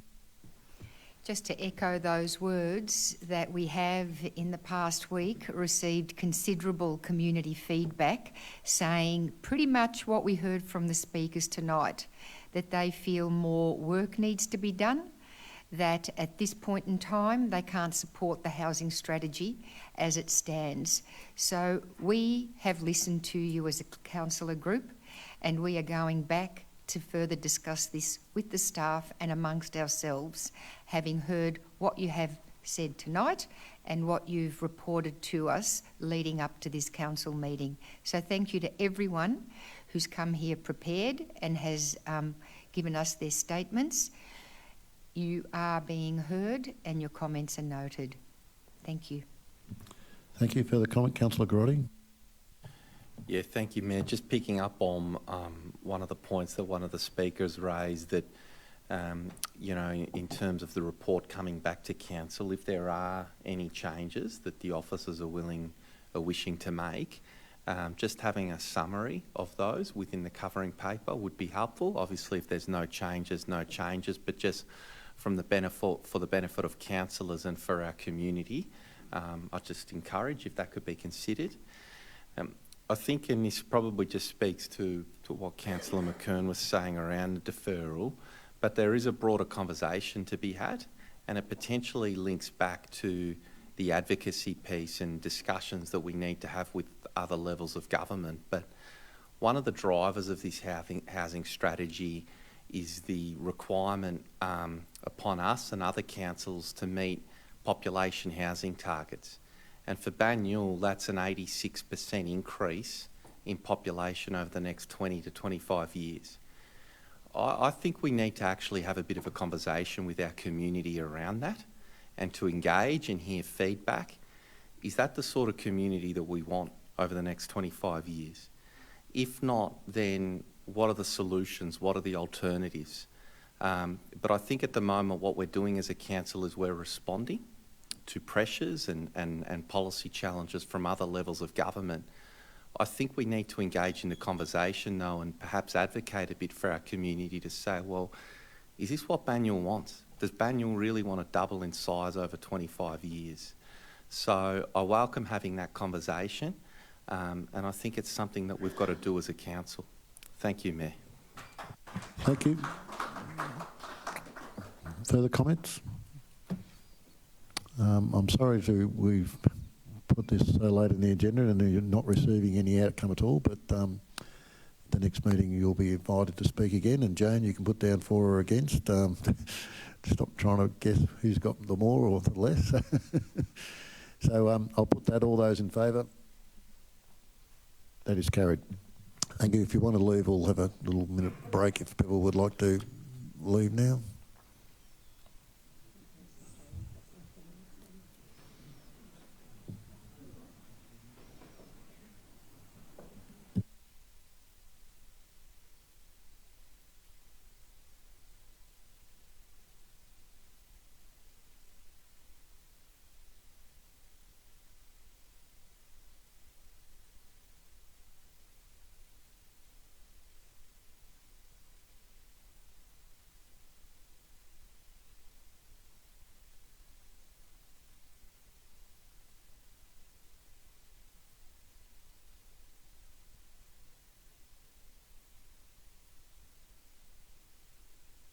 We'll move on to item 6.2, the Ivanhoe Water Tank Site Development Plan. There are 3 speakers. The first speaker is Pippa Griffiths. Welcome again, Pippa.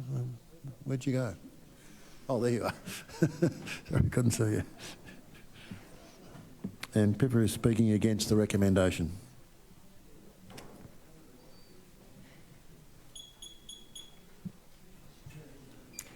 Thanks again.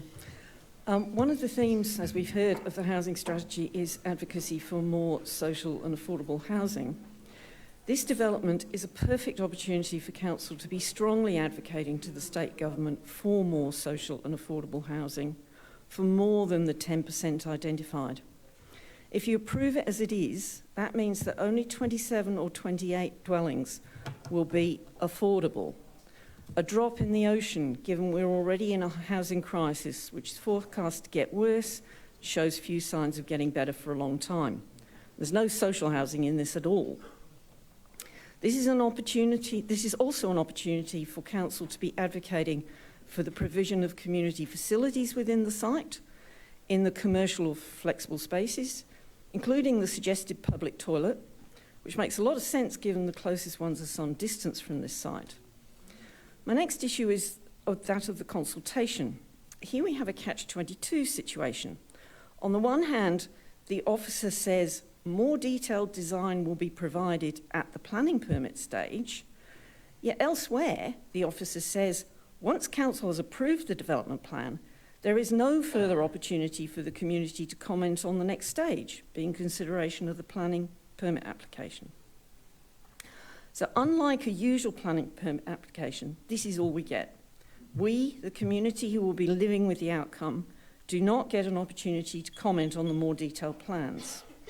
The usual process for a development of this size is it is recognised that input from community members result in improved outcomes for everyone, better amenity for residents both within the development and in the wider community. As that process is not being followed here, there's a strong likelihood of a less satisfactory outcome for everyone. And in the main document, it states, the development should adopt a co-creation approach with client, council and stakeholders, and this should occur throughout various design phases. But this is only for the First Nations people. And don't get me wrong, I think that consultation is extremely important, but it should also be happening with the wider community. And we're being denied that. So I'm asking you to defer approving this proposal until more of these issues have been incorporated. Thank you. Thank you, Pippa. You've got a question, Councillor McKeon? Through you, Mayor, I do, subject to some of the speakers' comments, to the Director of City Development.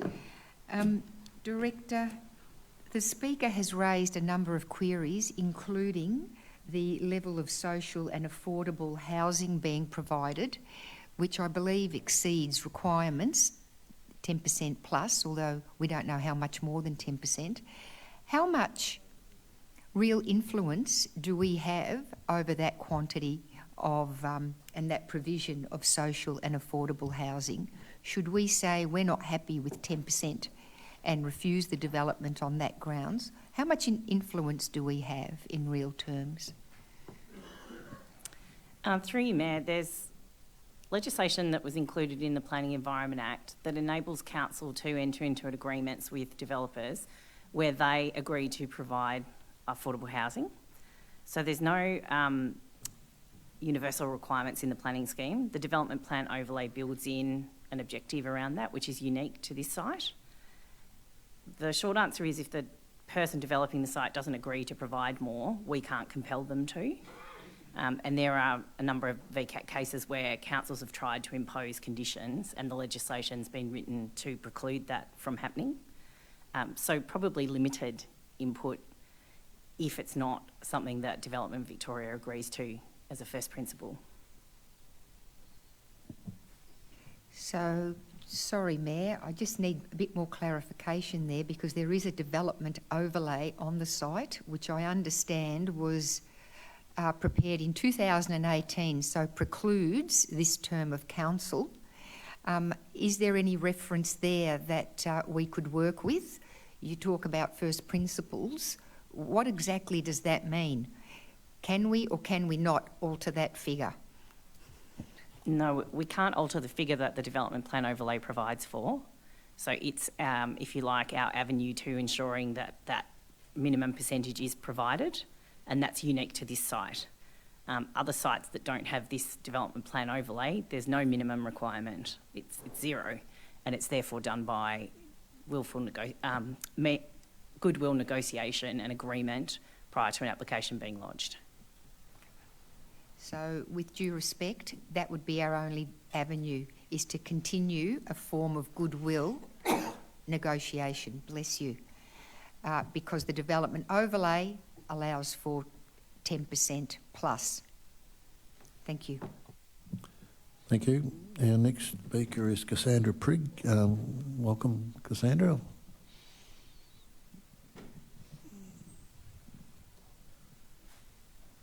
Thank you, councillors, mayor and council officers. I would just first like to note that of the individuals listed in the consultation document, 16 don't support the development, including 2 who want more social housing, 4 support it, including 1 who wants more affordable housing, and 18 may support it, including 3 who want more affordable housing. The previous speaker spoke to the fact that there is a minimum 10% affordable housing, but I'd just like to speak to the fact that under Victorian government legislation, affordable includes people on moderate incomes, which means that single people can earn up to $71,450 a year and up to $107,000 and $170 for couples with no dependents. I don't believe that this is good enough.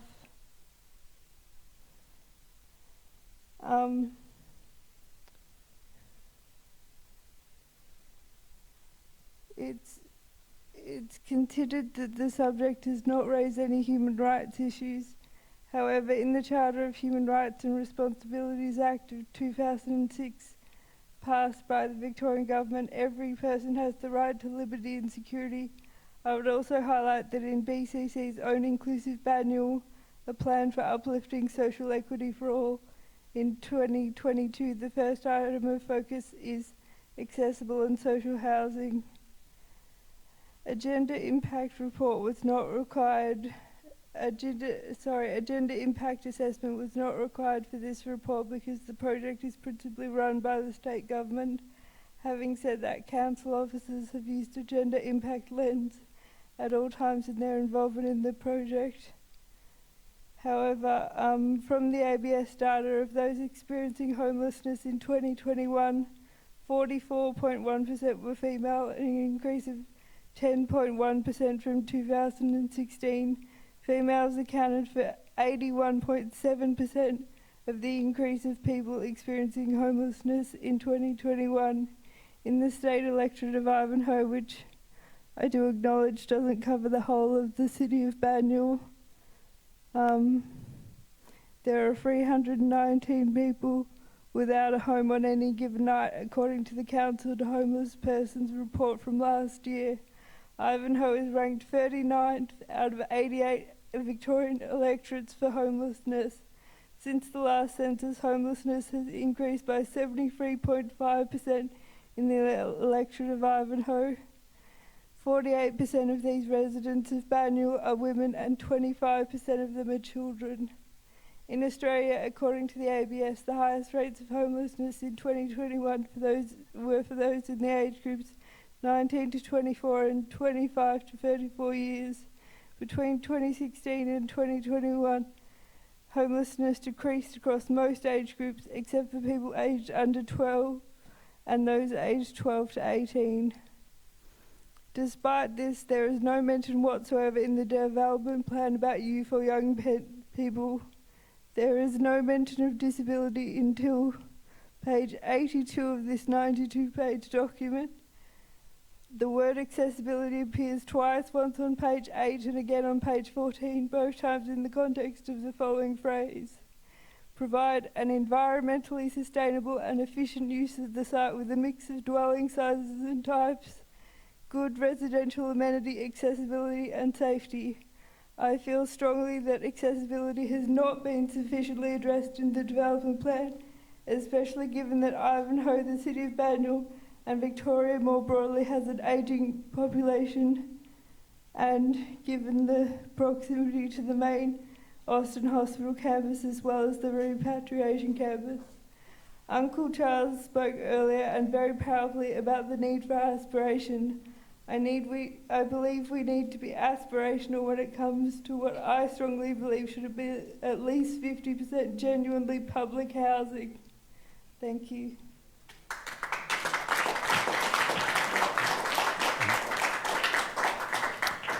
Thank you very much for your input. That was excellent.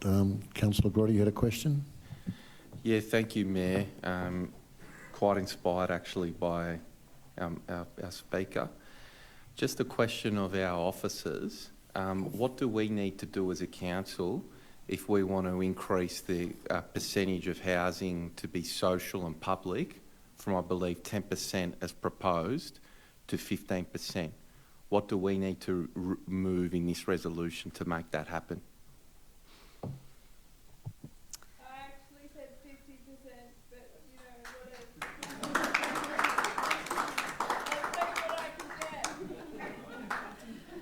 whatever. Through you, Mayor. 50% on 10%. Yeah, I guess whether it's 15% or 50%, it's a difficult question to answer in the context that it's not a matter necessarily that is a resolution that we can make. The planning scheme overlay is in place as approved by the Minister for Planning, and it sets that minimum percentage.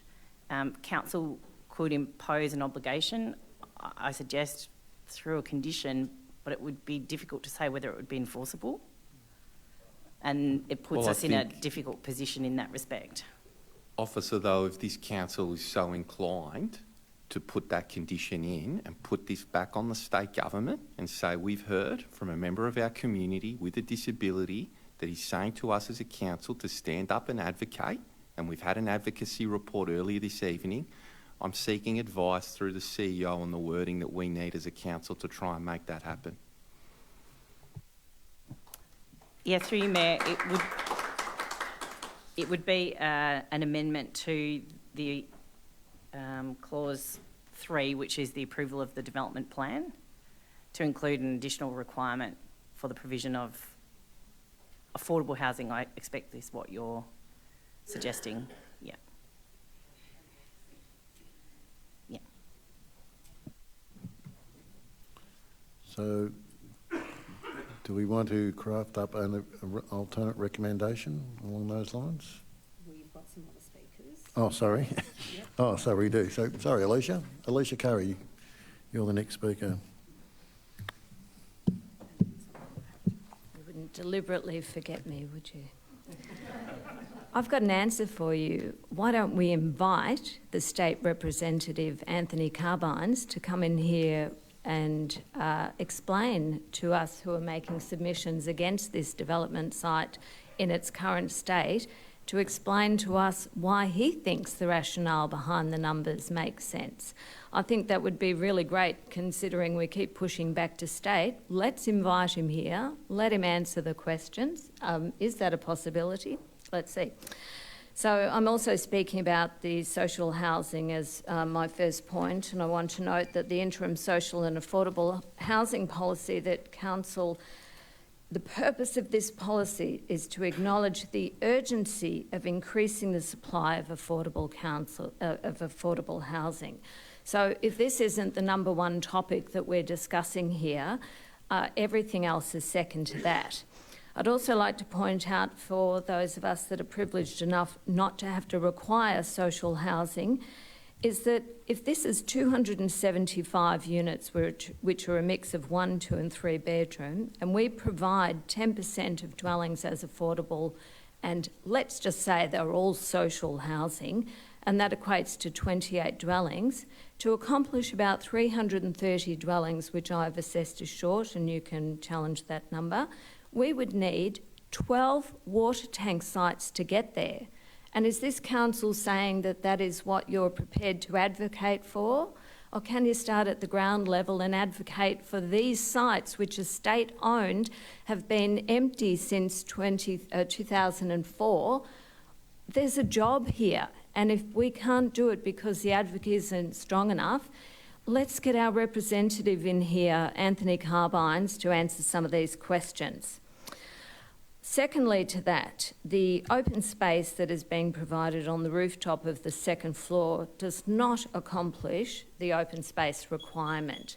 What we're going to see is that these people from the site are going to use the adjacent park, no problem there, but whereas the assessment that says that the open space there was provided for the rest of the community, and if there's 550 people living on site, what is council saying would be the required square metre to accommodate both the site and the surrounding areas, given that the park was already there for the surrounding areas, not the site. Thank you. My time's up and I'll leave it there. Thank you. Thank you, Alicia. Question, Councillor De Moralis. Thank you, Mayor. Just quickly, I know in the report it was saying that officers are considering future options to support a public toilet on the ground level. What does that mean? And through you, Mayor. Through you, Mayor. As part of the consideration of the detailed design, so we've got broad spaces that are set aside for commercial and community use. When that detailed design prepared, we're looking at how that can be arranged and laid out in such a way that any toilets provided at that ground level can be independently accessible as a public toilet as well. So it's about where they're located and how you access them within the building when that detailed design is done. Thank you. Any further questions? Mayor, through you, I'd like to foreshadow an amendment with regards to the amendment that I am proposing to put up with respect to additional tree protection, that the clause relating to additional social, public and accessible housing be added to that amendment. We'll wait till we're to the stage where someone move an amendment or a motion. Yep, Are there any other questions? No, I'm moving. You would like to move a motion, an amendment? Councillor McKeon. If we could put that up, and through you, Mayor, I would be happy to add the additional housing provision, which I see is there at point 3. And the amendment here relates to incorporating additional affordable housing provision equal to 15%, as stated by Councillor Garotti in response to our speakers. And 4, approves the park concept design for a local park at 12 Foster Street, Ivanhoe, July 2024, as provided in attachment 3, with an amendment to provide for the retention of the 6 paperbark trees along the Forster Street setback. Before we ask for a second to that, could I just ask Natasha the point 4 about the retention of the 6 paperback trees? In the report, it's I think 4 are being retained, but there's the potential that 2 won't be possibly retained because of the works required. Would this amendment, as it is written, stop that from happening, or? Through you, Mayor, if through the course of the works to build the park they found that those trees couldn't be retained, we would need to come back for approval for further design back to council and stop works at that point to reconcile that. I note there are a number of very large underground services around where these trees are located, and it's been difficult to ascertain exactly how much damage would happen in removing those services, given their age and depth.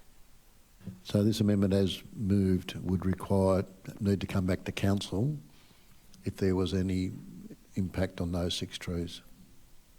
Yes, that would be right, because it provides for the retention as a requirement of the approval of the concept plan. Mayor, I'm happy to second this motion to enable a discussion, but I will foreshadow an amended motion that presents as is, but without the amendments that Councillor McKern has put to point 4. So I'm just foreshadowing that to the group that when this is voted on, if it's not supported, then I'll be putting up another motion that doesn't have those amendments to point 4. Thank you, Mayor. So that motion has been moved and seconded. Comment, Councillor McKern? Thank you, Mayor. Look, I do support additional housing in our municipality, and I also appreciate the proposed state government housing development on this high visibility water tank site on the corner of Bell Street and Upper Heidelberg Road has indeed received mixed feedback from our public. My reading of the 49 public submissions is public wariness. Wariness of the proposed staggered 12-storey apartment building, and a strong interest in the new park and strong interest to retain trees, especially so given that the site is on Upper Heidelberg Road and there is a ridge line there which makes it highly visible from long distances. You only have to think about the existing residential tower just next door. There are currently 60 trees on the site. Nearly all of them, with the exception of about 2 that I'm aware of, are proposed to be removed. And I'm disappointed that a setback to allow for canopy trees that would buffer the building bulk of the proposed 12-storey building on the Upper Heidelberg Road ridgeline won't be considered by site developers, the Development Victoria, even though that was requested because the development overlay for the site, which was developed, as I mentioned earlier, in 2018, didn't allow for it, which means we're going to have building bulk and a 12-storey wall right on Upper Heidelberg Road. There are good reasons to try and retain existing established trees within the site boundary. If we can't do it on Upper Heidelberg Road, I would ask my fellow councillors to strongly consider retention of the 6 mature paperbark trees within the Foster Street setback. Retaining those trees near the boundary should cause minimal disruption to the proposed plans and add the following value to the proposed development. Instant amenity. With those trees there, we're going to be waiting at least 10 years for new trees to reach that height. Meanwhile, the site is going to be quite barren of vegetation, no shade in summer and no visual buffering of the new building. Habitat provision. Those trees provide a hedgerow of habitat for existing fauna and flora. So, in my experience as a landscape architect, Mayor, having worked on many projects involving tree retention, unless it is firmly expressed that trees be retained, it's a get-out-of-jail-free card that allows loopholes for developers. Convenience tends to rule the day, and installation of underground services will almost certainly take precedent over retention of those trees. You're either protecting the trees or you're not. With all due respect, I don't think there's a middle ground. So I would ask my fellow councillors to strongly consider retention of these 6 trees out of 60. We're talking about 10%. I think we can manage that, and I think those trees are more important than underground services, even though we don't know at this stage whether indeed there's going to be an impact of underground services until we do the work. And our technology is such that we can work with underground services and retain the trees. Thank you, Mayor, and thank you, fellow councillors. Further comment? Just before the seconder speaks, I'd like to ask the mover and the seconder if they're willing to soften the language on item 4 to encourage the retention of the 6 paperbark trees to deliver the best possible biodiversity and landscape design outcomes for the long-term future. Does the mover accept that amendment? Through you, Mayor, I would accept a modified version given what I've just said. Yes, the word encourage, but encourage retention of those trees. And that's it, strongly encourage the retention of the trees. Otherwise, as I've said, in my experience, those trees will take second There's fiddle. no comment at this stage. To strongly encourage the retention. Yes, I'm comfortable. Is the seconder happy with that? Okay, thank you. Would the seconder now like to speak? Sorry, again, before we can seconder speaks, if we're going to be doing that and that looks like it may be getting some vote, I would like to change from equal to 15% to minimum of 15%.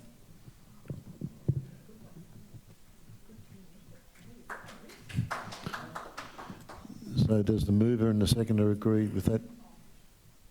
Thumbs up, Mayor, through you.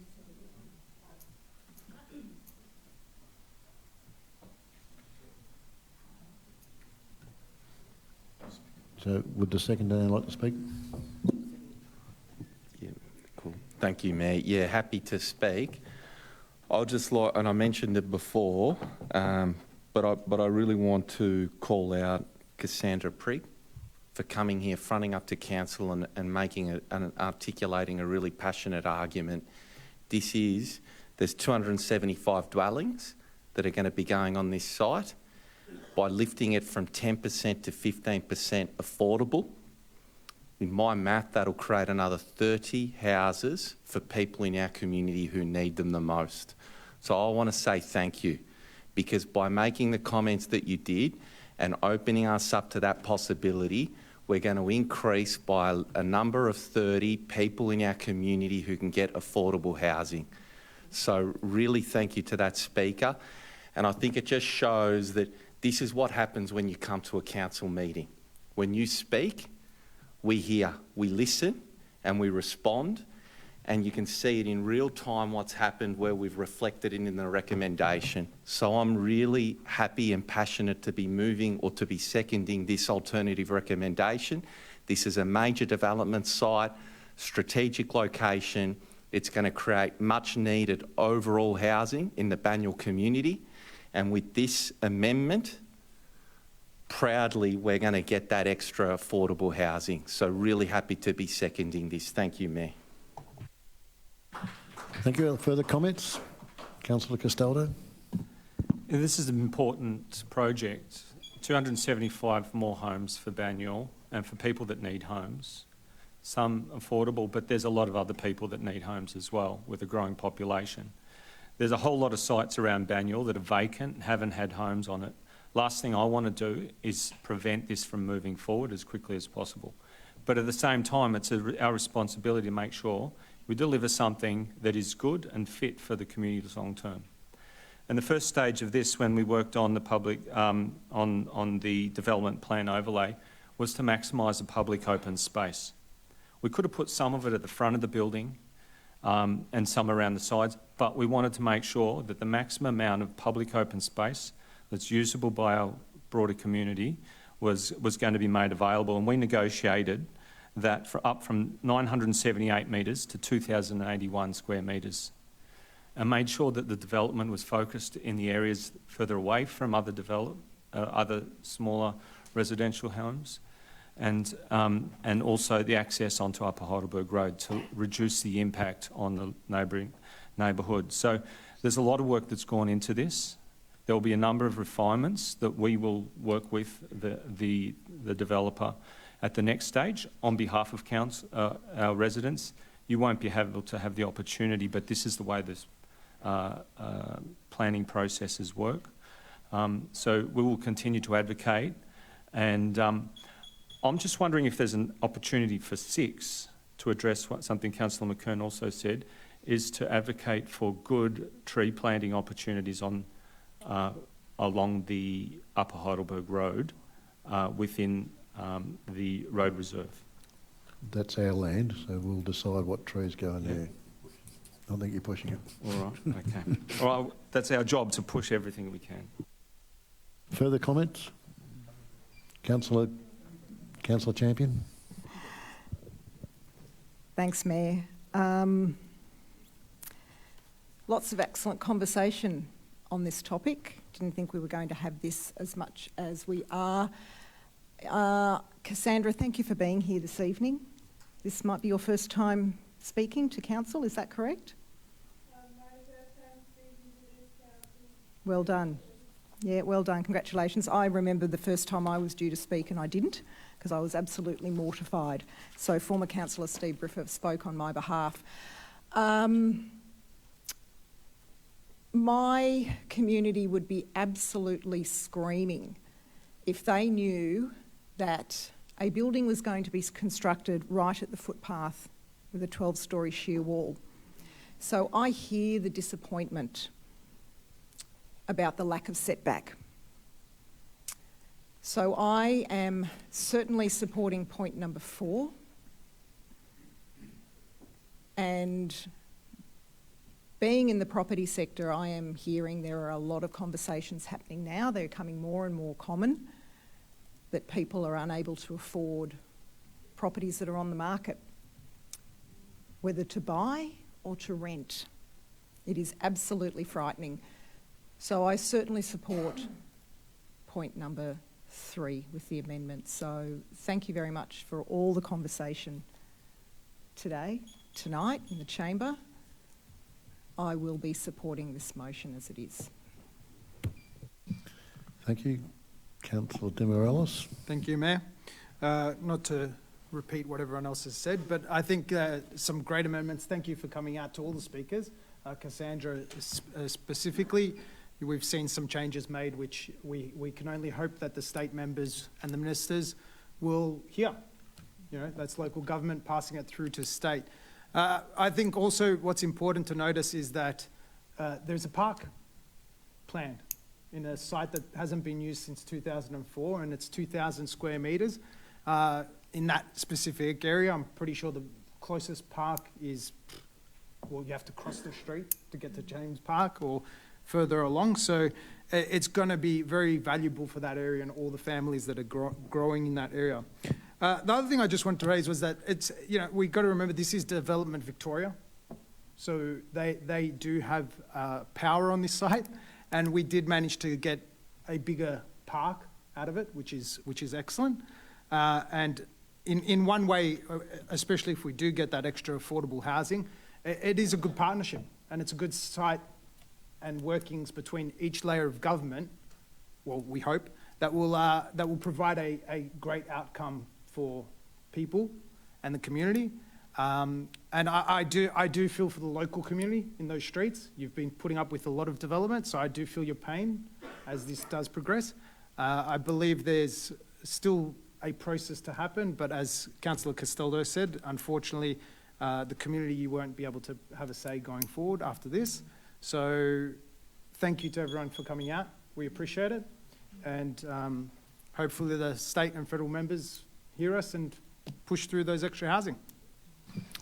Thank you. Any further comment?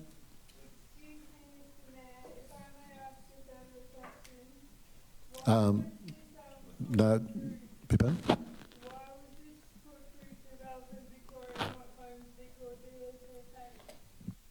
you'd have to ask the state government. That wasn't our decision. I'll put that. Oh, I'll just make thank you for coming in tonight. This has been a very long process, but I think we've come to the right outcome here, so I'll be supporting this tonight. Councillor McKern, did you want to write a reply? I'll put that. All those in favour? That is carried.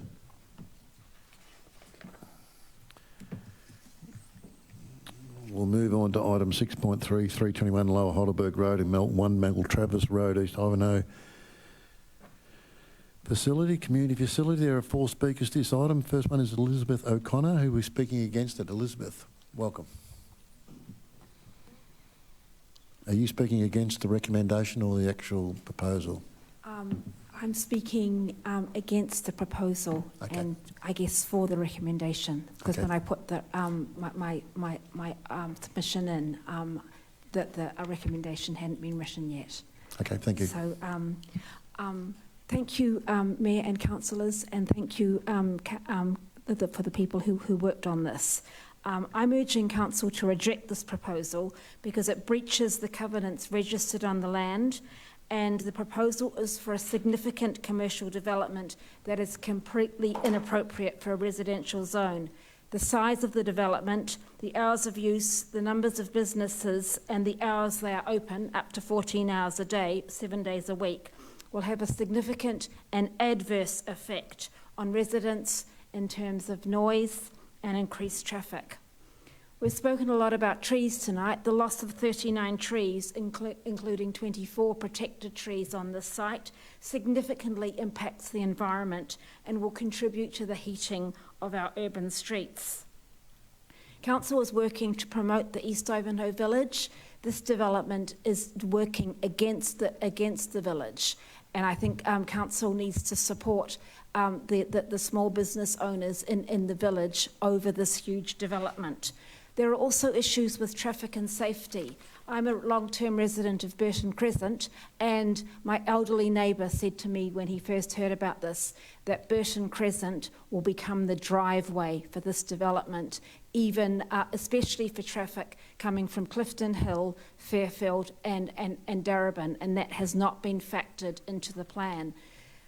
In that street, there are cars that park on both sides of the road, making it effectively a one-way street, and it's a street that's used by the kindergarten and the school as a way of getting between both for parents and children, and it creates a real issue for safety with the increased traffic in that area.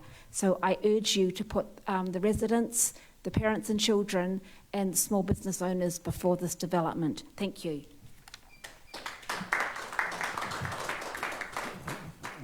Thank you, Elizabeth. Lou Lovano. Is Lou here? Welcome, Lou. You're speaking for the recommendation. You have 2 minutes.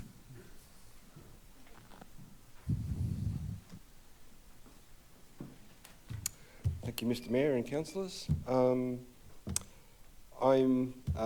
speaking on behalf of the Save Ivanhoe East Association. I'm the secretary. My points cover a lot of the previous speakers' points, so I'll be brief. The proposed development of the land I'm speaking against the proposed development of land and strongly support the recommendation prepared by the development planning team, and I commend the staff and the team responsible for compiling this report. The submission reflects ongoing opposition by the Association to the proposed development of the land by the applicant, TLC Melbourne, as pointed out by the team. The Association wishes to make known to any decision makers the power to grant a permit for the use of and development of the land by TLC would require the modification of several registered restrictive covenants, burdening the land to which I and several members of the Association benefit, made up of 7 individual titles that comprise the land in question. The proposal for the development of the land by TLC will contravene the covenants. The use for which the land is proposed for the commercial use for this development is located well away from outside the existing activity centre known as the Ivanhoe East Village. The properties surrounding the land are at odds to the purpose and objective of clause 32.08, the general residential zone of the Banyule planning scheme, and the only vehicular access provided by the developer is on King Street, which is directly opposite the council-owned childcare centre and directly next door to me, and within 20-30 metres of Burton Crescent. So, and traffic there at the moment is pretty bad. Yeah, look, personally speaking, all 3 cars in my house have been hit while parked outside my house, just due to the amount of traffic coming through. I would hate to imagine what happens when we increase that traffic significantly. Thank you. Thank you, Lou. Through you, Mayor, I have a Councillor McKern, you had a question? Yes, I do. Thank you, Mayor. And through you, I'd like to direct a question more so for clarification to the Director of City Development.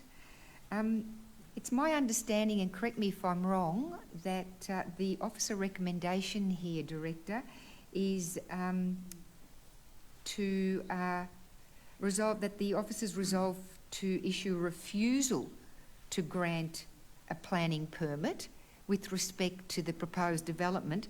Would that therefore not make the first speaker, Miss Elizabeth O'Connor's comments, for the recommendation, not against, as shown in the request to speak listing? Yes. So therefore we have 4 speakers, is that correct, speaking for the recommendation for refusal? Just to clarify, as I said. Yes, it was clarified when the speaker came up by the Mayor. Okay, I didn't hear that, so thank you.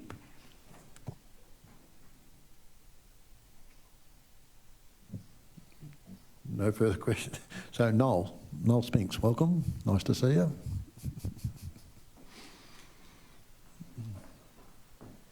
Thanks, Mayor. Thanks, councillors.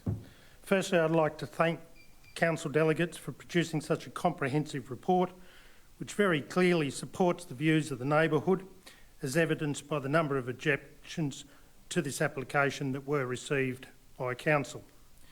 Secondly, I would like to thank the council for organising the information forum that was held last month and for bringing this matter to council tonight so that the views of the community can be further heard. Finally, I just hope that once this recommendation is adopted by council, that a very clear message is delivered and understood by the developers of this site that the neighbourhood does not want commercial development on this site. What is wanted is residential development in accordance with the restrictive covenants, thus assisting Banyule Council to meet the state government's policy regarding residential development. Thank you.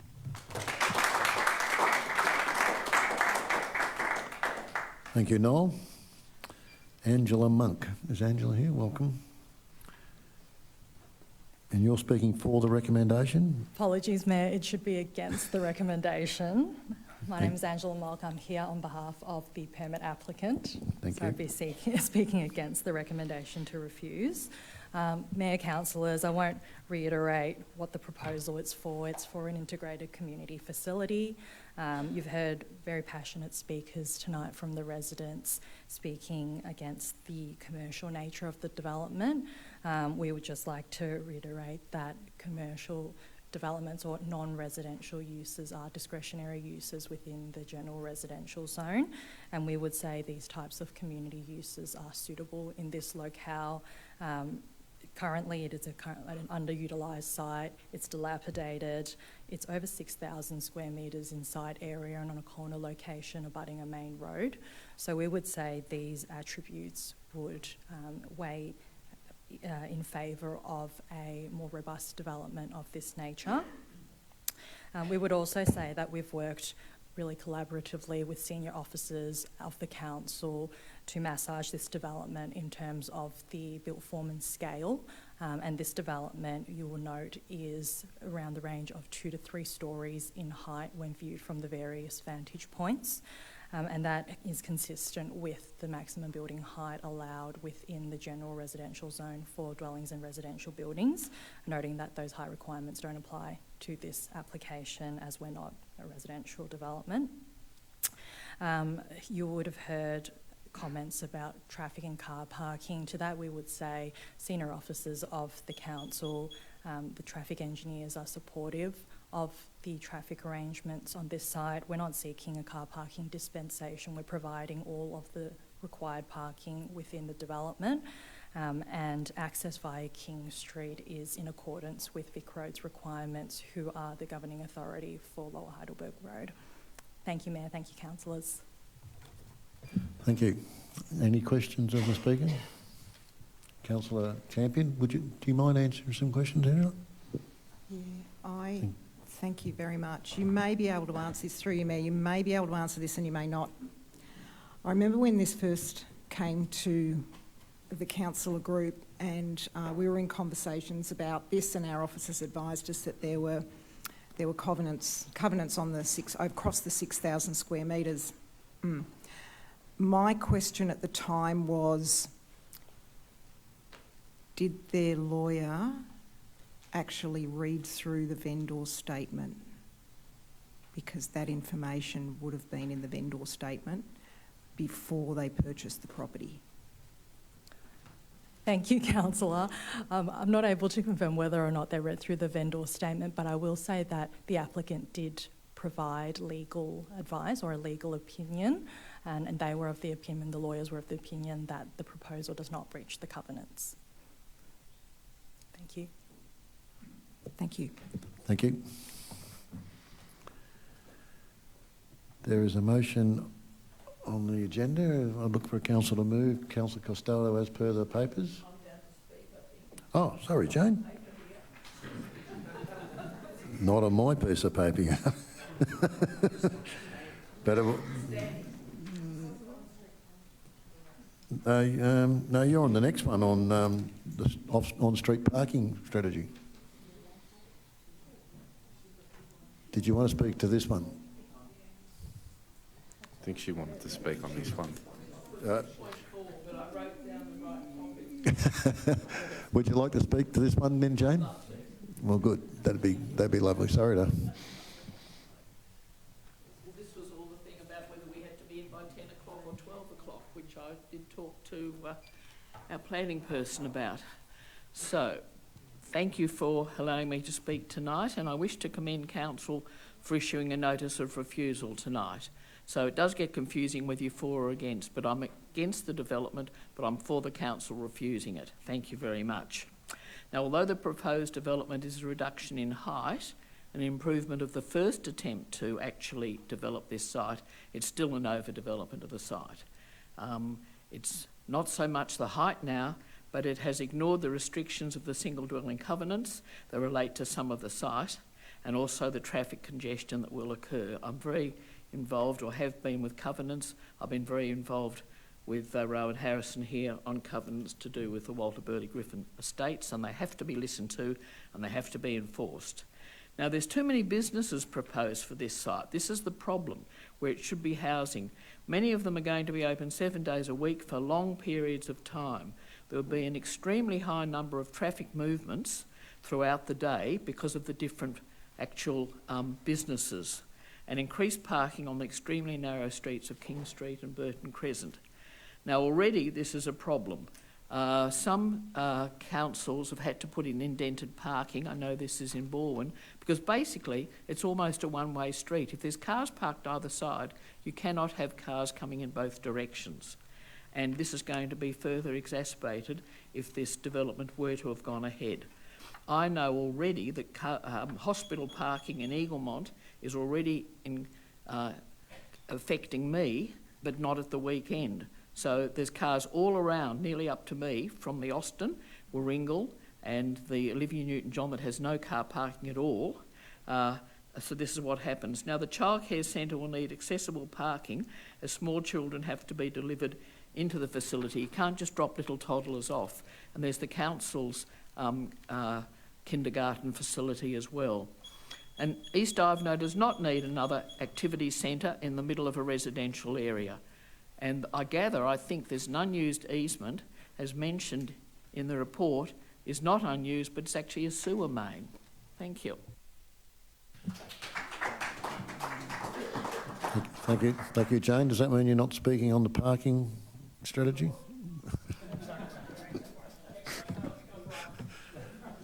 Thank you. There is a motion. Councillor Costello, do you want to move as per the papers? Yes, please. Is there a seconder for that? Councillor Champion. Councillor Costello. Yeah, I'd like to acknowledge all the people that contributed to this process. Firstly, on the first application that came to us, there were 235 objections. Thank you for Save East Ivanhoe for not asking everyone to write to councillors. That was over 100 replies I had to do last time. This time there was 140 objections, and they were around breaches to covenant, scale, design, building intensity of non-residential use, impacts on residential amenity, traffic congestion and safety, inadequate car parking and loss of vegetation. And I think when those people that put an objection in read the officer recommendation, I think they would have been very happy to see that, because I think the officer, Hayley Plank, who's here this evening, really considered all of the feedback very well. Our planning controls for that area, there's a number of them, and I think we've assessed it through the planning controls, all the feedback very well. And I couldn't have imagined how everything is covered off, and I think covers just about every single concern residents had. So thank you to the officer for that, and I agree with that entirely. There's breaches to both the covenant. Firstly, we don't believe it will stack up on those grounds, but we also needed to assess it on the planning controls as well. And I'm going to read some of the officer report because I think it covers everything very well. The development is a significant reduction in scale from the previous application. However, the mix intensity uses proposed are considered inappropriate for the residential area and will have an adverse impact on the amenity of the residents in the area. Its accumulated non-residential uses outside of the activity centre is not appropriate. Operating times, noise, transport, illuminated signs of the facility, adverse impact on the surrounding residential area, adverse visual impact on streetscape and neighbourhood character, inadequate loading bays, loss of street trees, adversely impact area. We had over 10 departments of council get involved and provide their professional feedback. And I'm paying particular attention to the advice of the strategic planners and the urban design concerns with intensity and scale of uses in a residential zone.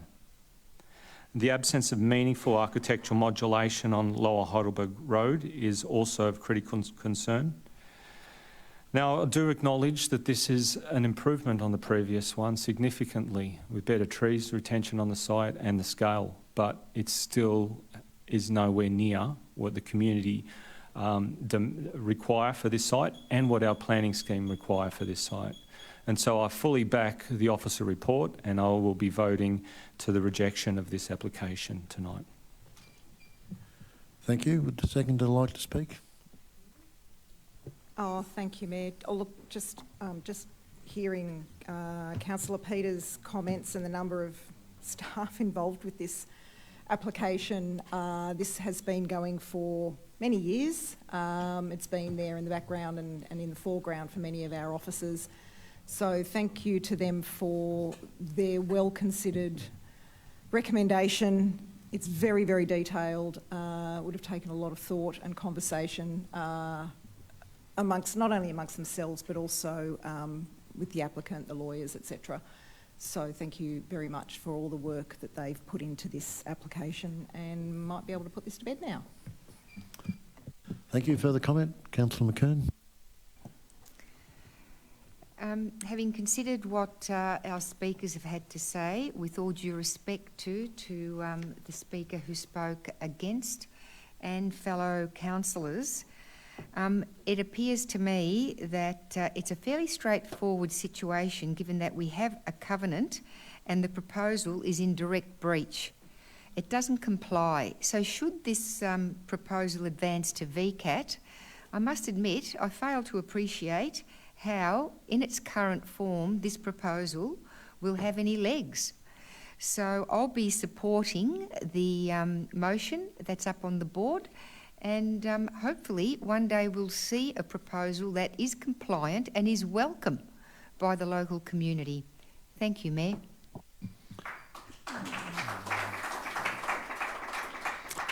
Thank you. Further comments? I'll put that. All those in favour?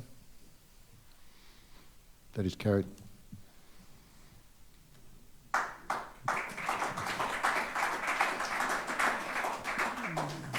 Thank you. I might just have one 30-second break if people would like to leave before the last few items. Thank you for your attendance. Sorry it was such a long night. No, Lou. Thanks, Lou.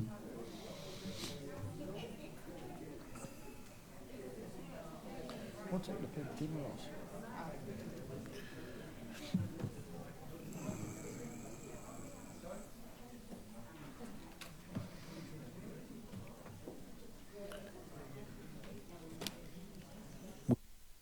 We'll move on to item 6.4, the adoption of the updated Banyule on-site parking management framework. There are two speakers, well, there's one speaker.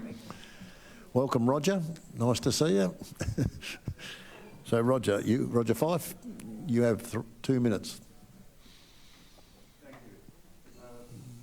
This is presented as a final document, but it includes a car share policy in development.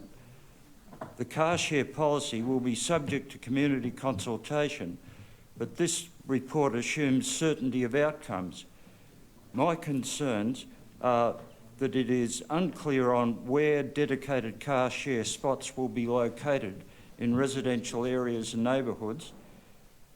Moving on from that, the investigation process for the framework indicates that the rights of property renters are to be given priority over property owners, and that's in the consultation document section of the document, page 204.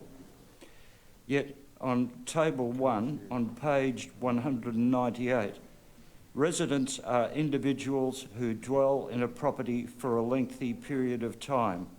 So how long is lengthy, and who are the residents? So the question about renters. The framework itself is low priority. It is really designed for the convenience of staff rather than the education of the community. So why now? It bypassed consultation. The processes are not complete.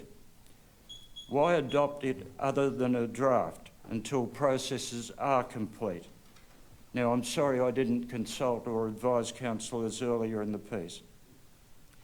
And if you're looking for examples of how the processes to date have failed, parking on nature strips in Waterdale Road, north of Livingston Street, continue unchecked.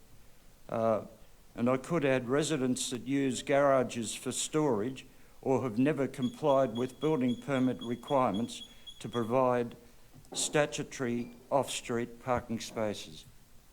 Thank you. Thank you, Roger. Very nice hat you're wearing there too. My understanding of your question about the number, it's 15 to 20, I believe, car shares spots were anticipated right across the entire city, and they were to be located around railway stations and activity centres, not in residential areas. Is that the? Yes, through you, Mayor. The idea is to have a handful of them scattered around key transport locations, but most importantly, any location for car share would be as a lesser priority to access to parking for residents and visitors of residents in residential areas. So they would have a priority that is less than residential occupants and visitors of residential properties. Okay, thank you, Roger. Councillor McKeon. Thank you, Mayor. Given what the Speaker has stated, through you, Mayor, I'd like to ask a question of the Director of City Development. How will adoption of this updated parking framework affect the public consultation process for a car share policy? And while we're at it, what does community consultation for this car share policy look like? Through you, Mayor, at the moment, the on-street parking management framework didn't take into consideration the concept of car share. And so first we need to introduce it as a possible form of on-street parking that council would have a view on managing. And that's all that happens in the framework place. The council policy would be subject to development, consultation through our normal processes, and come back for adoption following that consultation as a separate council policy, separate from the framework. Okay, thank you. So there's a motion in the agenda. I'd look for a councillor to move. Moved Councillor Garotti, seconded Councillor McKern. Comment? Yeah, thank you, Mayor. Happy to be moving it. Look, there aren't substantial changes proposed. They're quite incremental in nature. I think introducing car sharing into the framework is a positive step, and certainly, you know, it's an emerging issue that we've heard through other consultation feedback, and the need to incorporate that in this framework has become important. Certainly do take on board the feedback of our speaker, though, through that consultation process. But yeah, nothing further to add. Thank you, Mayor. Thank you. Councillor McKern. Thank you, Mayor, and thank you to our speaker for his continued interest and comments on on-street parking. I'm actually quite interested in this proposed car share policy, because it was raised during the development of the on-street parking management framework, and there was quite a considerable amount of discussion, including feedback from our speaker who has just spoken, Mr. Fife. So with respect to it, I actually do support car share, and I am looking forward to a draft policy being presented to our community. But I would like, if possible, Mayor, our staff to take on notice community consultation and how it's done, and hopefully that it be more than a digital process on shaping Banyule, that it actually include face-to-face consultation to give people the opportunity to speak to staff and councillors directly. So if that could be taken on notice, I'd appreciate it. But otherwise, with regards to car share, we're now seeing these in councils. Just on the weekend, I caught the train at Croxton Station in Darebin, and there was a car share spot right there near the station with a car parked there. I didn't think it was a big impost on the amount of parking in the area. It was just accommodating one vehicle. I think I would be opposed to a car share program in front of private residences, because I think that would be unfair for parking with respect to private parking. So in major activity centres and our railway stations and other public transport venues, very much looking forward to what's proposed in the draft policy. Thank you. And thank you to Mr. Fife. Thank you. Further comment? I'll put that all... Oh, Councillor Neely. Thank you, Mayor. Just talking a lot about density tonight, and my main concern to increase density is the lack of capacity to accommodate traffic across the municipality, and just to be frank, wider Melbourne. In some areas, there's insufficient room to accommodate traffic flow, pedestrians, cyclists, and on-street parking. And we want all of those things. We know that livable cities have a good balance of that infrastructure, and if they do have that infrastructure, we know that we have positive, strong wellbeing outcomes as a result. So council has to think outside the box where there is a lack of space, and sometimes it's just about communication. Just an example is of one of the changes to the framework is if there's a recorded history of missed waste collections in the street over the last 12 months, council will notify residents along the street with a letter reminding residents of good parking etiquette, and the traffic engineers will continue to monitor the area over a 6-month period. I think that certainly needs to happen. It may stop residents that I'm aware of that contact me from sticking signs on cars notifying that people, and it's normally visitors, they tell me, visitors parking in front of bins in narrow streets where it's very difficult for trucks to get through. So we have to have a plan to combat this, and the other good thing is that any specific areas that require any change, residents will be notified. Thank you. Further comment? I'll put that. All those in favour? That is carried. We move on to item 6.51 Strathbroke Avenue. There are requests for proposal for RFE evaluations. There is no speakers. I look for a councillor to move a motion. Moved Councillor Castaldo, seconded Councillor Champion. Comment? Yeah, tonight there's a few conversations about additional housing, homes for people that need it. This is an opportunity for our council to deliver on that vision of our housing strategy that's not yet adopted, but it will be soon, I hope. I'm very supportive of us moving forward on this site. It will provide short-stay accommodation that supports the medical precinct and aligns with our intention to provide diverse housing in our community. And also returns an income back to our residents for us to continue to work on providing important services for our community. So I'm very supportive of this moving forward. Thank you. Would the seconder like to speak?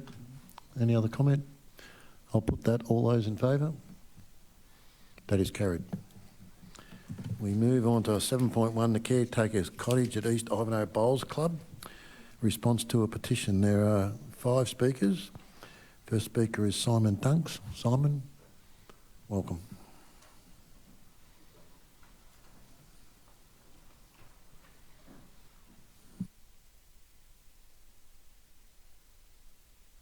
Thank you.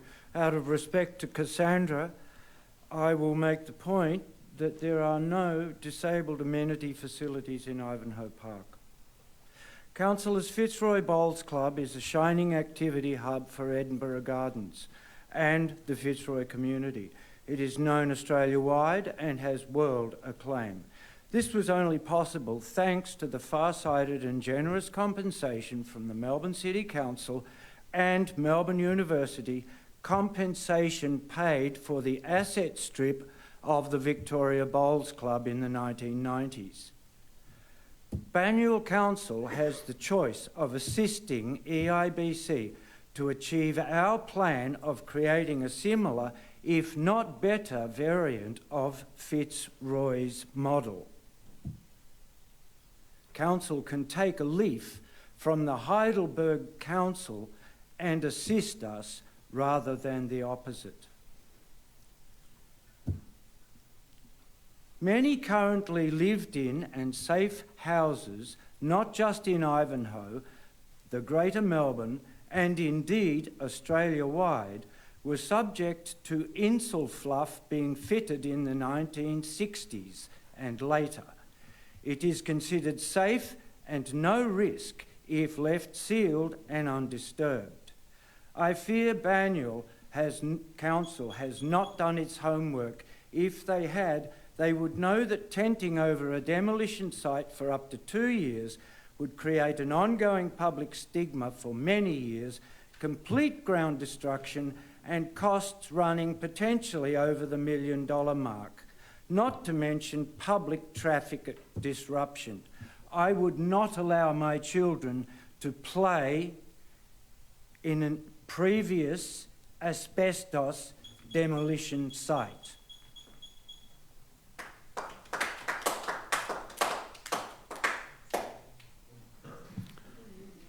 Is there a question, Councillor McKern? Yes. Sorry, just to seek a clarification from Mr. Dunks. Mr. Dunks, did you suggest that there are no disability facilities in Ivanhoe Park in your opening statement? I'm not quite sure that I heard you correctly, and I'm just seeking clarification regarding the start of your statement. Did you say that there are no disability facilities in Ivanhoe Park? I'm aware of. Okay, thank you very much, Mr. Dunks.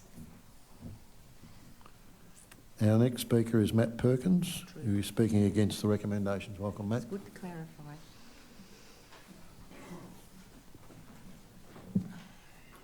Thank you, Mayor and Councillors.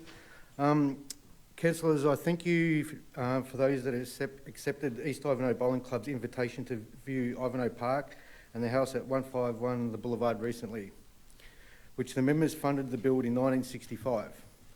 Tonight you will be making a decision on demolishing a house in a housing crisis, and there's been obviously some good topics tonight. It also benefits the community by having the occupant giving back 20 to 30 hours of volunteer work to benefit them all. Where do your priorities lie? Councillors, are you aware of the cost to remove asbestos of the worst kind? Have you been briefed the house has a flat roof? What precautions will be taken for the sporting clubs and the community during the demolition if you proceed? I'm sure you're all aware that asbestos has been an issue in playgrounds in recent times. East Ivanhoe Bowling Club requests involvement in any future lease terms. Councillors, tonight you will either be remembered as agreeing to demolishing a livable home valued at $1.5 million that provides many purposes, or will you be remembered for what your role is, and that is to do good for the community just like we do. Once again, I thank you for your time, and more importantly to the members who had the vision and effort on raising funds to build 151 The Boulevard.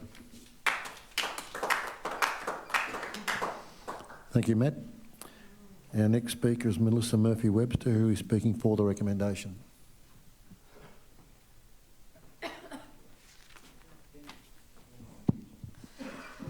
Good evening, councillors.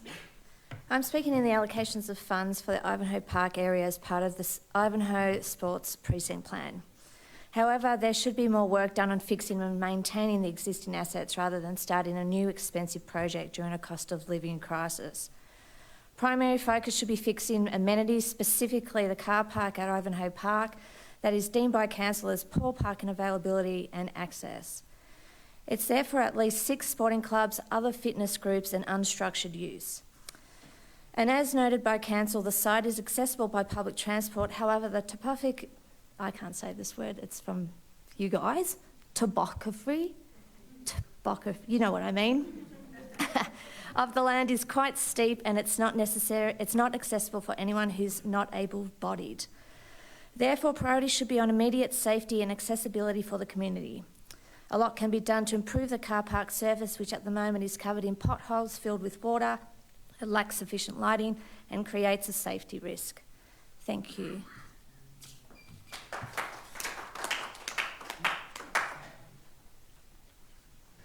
Thank you, Melissa. The next speaker is Ben Willott, yeah, sorry, who is speaking against the recommendation. Welcome, Ben. Thank you, Mayor. Thank you, councillors. Councillors, I read this on behalf of our club president, Jared Perkins, who could not be present tonight. In regards to the report, author's response on the petition, East Ivanhoe Bowling Club has an advantage over other bowling clubs. Would like to see a car park the same as Bundoora Bowling Club. Would like a double-storey clubhouse, the same as Rosetta. Could you please give us the funds to do our club rooms the same as Montmorency? We would like to have similar shade roofing over our green, the same as Greensborough. Could you please provide funds so that East Ivanhoe Bowling Club can employ a coach like other clubs do? If you cannot provide all of the above, leave our assets alone.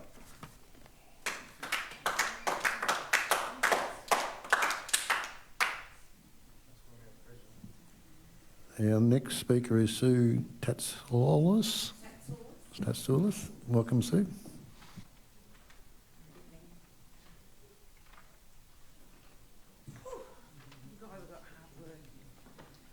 Okay. So it's on? Yep. Okay, as a resident of the Boulevard for the past 27 years, I would like to express some key points regarding the master plan and in particular the caretaker's dwelling, as I know the car park is in scope.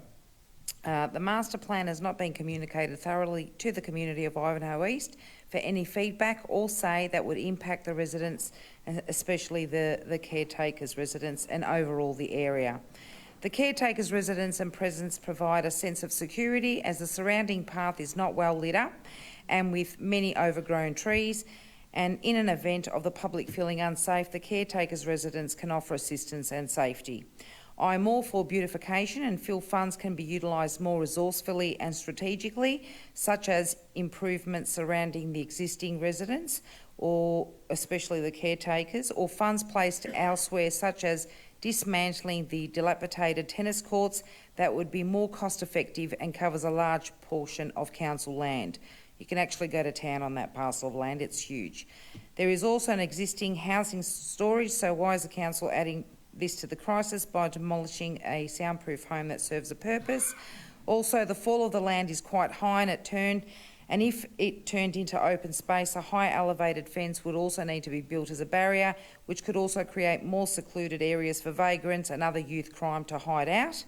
I've seen the caretaker attend to matters in the car park where hooligans have entered and exited the car park in a dangerous manner and caused damage to other cars, and not to mention the underage drinking that occurs at the football park where there's packs of people. So the caretaker's duty of care shows that he wants to protect the community and the council assets, which goes unnoticed.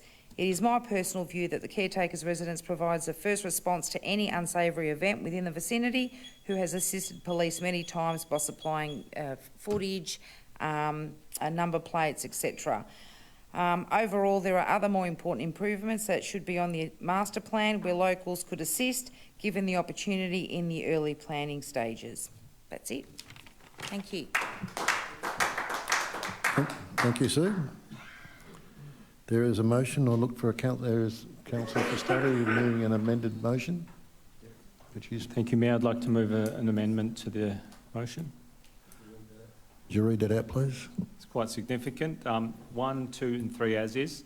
4, note the following regarding new lease for the bowling greens, synthetic greens and club. Sorry, Councillor, just in regards to point 3, I think there might have been, correct me if I'm point 2 and 3. Point 2 and 3. Friday, Okay.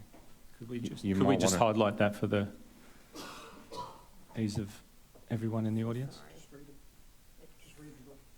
there. Uh, Sorry. Here we go. We're just Can I updating get it. a correction? So the point 2 should conclude on the 30th of July 25. Yep. No, June. The end of the financial year, that should be June. That's point 3. It was the 30th of July.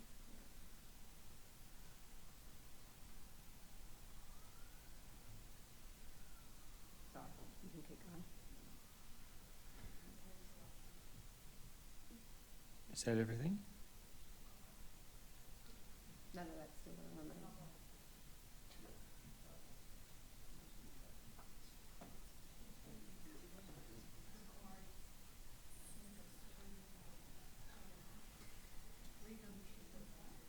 So number 2 is providing a separate lease for the caretaker's cottage.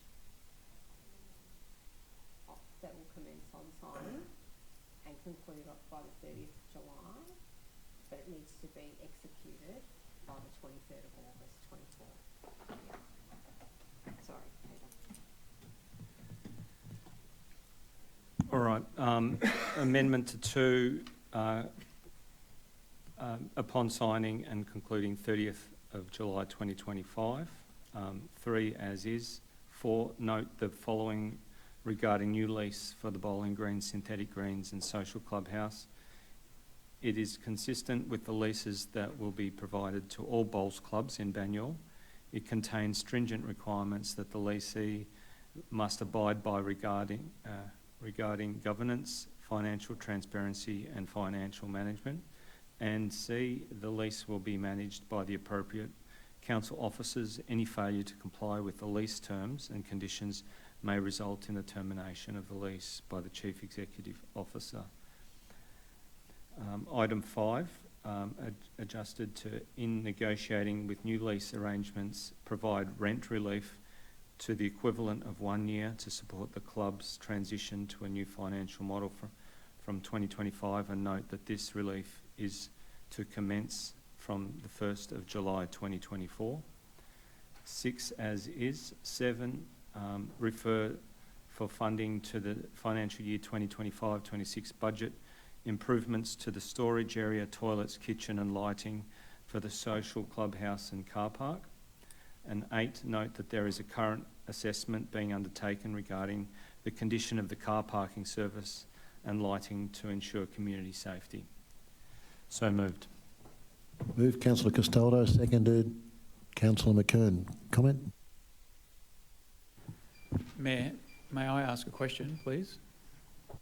Just to the appropriate officer. So these amendments tonight, so particularly with number 2, what does that mean for the site where the bowling club is, greens, pavilion, etc., and then the caretaker's cottage?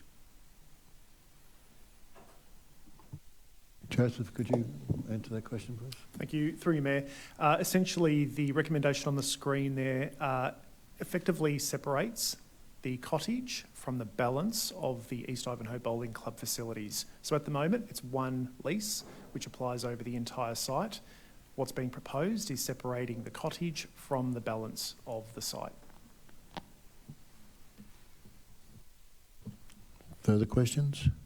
So by signing, so where it states commencing upon signing, is it 2 leases, or it's one lease that's signed and it executes 2? Through you, Mayor. 2 separate documents, and essentially, as soon as those documents are signed, the leases are in effect and in play. Further questions?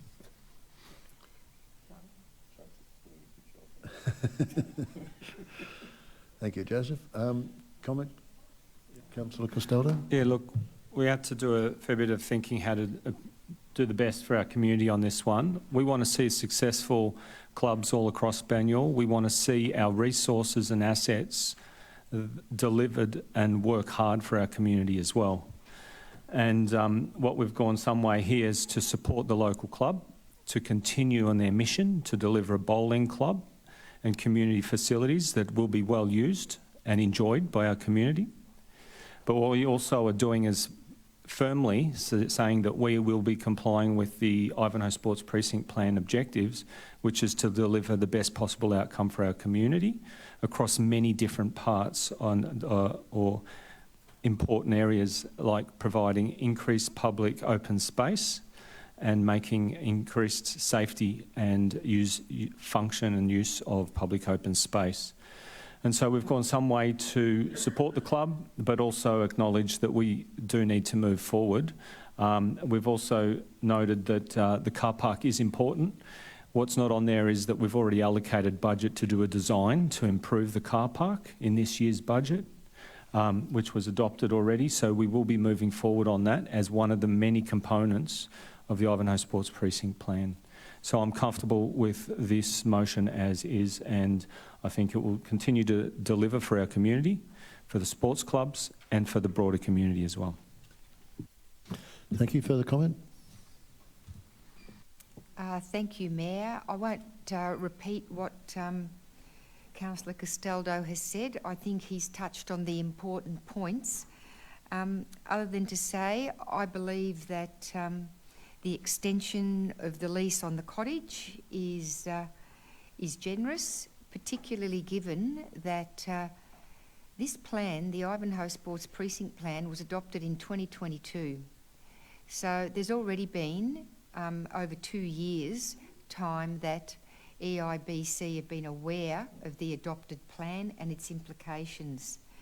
I'd like to acknowledge that Councillor Garotti has been instrumental in putting forward the amended points 2, 4 and 7, which, as I say, I believe is a generous compromise.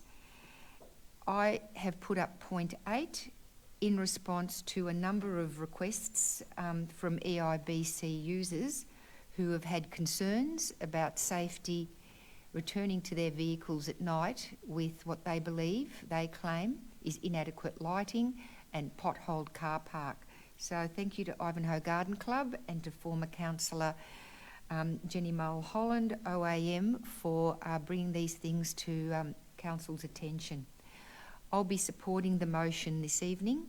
I'd also, just in response to Mr Dunk's comments regarding no disability facilities in Ivanhoe Park, would just like to point out that we do have disability facilities, particularly with regards to access. Both East Ivanhoe Bowls Club and the footy/cricket pavilion have disability access ramps. Thank you, Mayor. Thank you. Further comment? Councillor De Pasquale. I'm a bit uncomfortable with regards to the decision tonight because from memory in 2022 when we were going through the Ivanhoe Sports Precinct Plan, we were in discussions with regards to the validity of Ivanhoe Bowling Club and East Ivanhoe Bowls Club, to which was going to be the bowls club in that area that was going to service that general community for bowls. We were going through numbers with regards to how many members those bowling clubs had, their operations, etc. And now we're in a situation where we have council offering or willing to offer a lease for that club to continue on, yet separate out some of its assets to get rid of or treat it in a way of how it would have been planned out in 2022. So from what I remember those conversations, the scene has changed with regards to what is going to happen with regards to both clubs and also other clubs in that area, including croquet, netball, football, etc. So I'm a bit confused with regards to why we've come to this situation, other than that there is enough validity to continue to support East Ivanhoe Bowls Club, which is where the additional funding is proposed here with regards to toilets, kitchens, storage, etc. So we're pretty much investing in the years ahead for this club, yet any potential of retaining or retention of the caretaker's house is not being looked at, and it's being looked at as quite a negative by this council. So I'm very uncomfortable about this decision tonight. I am going to vote for it because it can't be stopped at this stage, but I think the club need to come back and possibly explore not signing the lease and what implications that would have, and maybe flush this out a little bit more. Thank you, Mayor. Thank you. Further comments? Oh, thank you, Mayor. Look, I'll make a few brief comments. I think this has been so a number of us went out on site to have a look at the cottage, or the house, as it's been emphasised to me. I think it was myself, Councillor McKern, Councillor Champion, the Mayor and the Chief Executive. And that was quite informative to go and visit the house. I think it was informative as well to have a very good walk around the club facilities. And Jenny Mulholland, who isn't here this evening, but she was there and gave a bit of a tour of the facilities. We certainly did pick up that there are some deficiencies with the storage area, the toilets, kitchen and the lighting from the social clubhouse to the car park. And I think that there is an appetite to want to address those things. But what we do as a council with anything when it comes to funding is always refer to the budget process. One, that'll enable the officers to go and do quite a bit of work with the club to actually properly scope and cost things out, and two, then to bring it through the budget. But I think that point there is an important one because it's highlighting or signifying a willingness here from the council to invest in the council-owned facility, and obviously that would be a benefit to the club. In terms of point number 2, I think it's extended out another 3 to 4 months, the lease on the house. So if we're, today's date is the 15th of July, that's giving the club over a year to look at how it transitions to a new financial model. Within that as well, the first year of rent is also waived, recognising that all other bowls clubs, when they move on to their new lease arrangements, will have to pay that rent. So it's a balancing act here with the council, and I think all of us who have been on the phones to one another and discussing, trying to come up with a compromise that assists the club, it helps the club to move forward, but is also just cognisant of the realities of the situation. I think that there'll be some in the community and the club that say will be disappointed with this. I think on the other side of the community, there'll people be disappointed from another perspective. So it has not been an easy one, but we've tried to come through as a compromise as a council on this. We try to do our best like we do with every agenda item that comes here. Thank you, Mayor. Further comment? I'll just make a few comments here. Councillor De Pasquale is correct. The initial version of the sports precinct plan did have the two clubs merging, given that they're 800 metres apart, and at the time both were suffering from membership reductions and their futures weren't looking that great. So that's where the merge idea came through. This council listened to East Ivanhoe Bowls Club, who said that they were working on their membership base and working on their business models, and we listened to that, and then the sports precinct plan was changed accordingly, and the bowling clubs have continued. Since then, East Ivanhoe Bowls Club have worked very hard to build up their membership base and make themselves sustainable. I think they've done a great job of achieving that to date. This recommendation here provides them further opportunity to build on their business plan, their membership base and the way they function as a club to enable them to become fully self-sufficient, as all our bowling clubs in Banyule are. And I think this is a very good compromise to enable that process to happen and to give them every opportunity to continue and to survive and thrive as an active bowling club. So I was supporting this tonight. I know some people will be disappointed at that, but I think all sporting clubs need to maintain their own viability, and council cannot continue to subsidise this bowling club to this degree that we have been to date. So I'll be supporting this tonight. I'll put that, all those councillors in support. That is carried.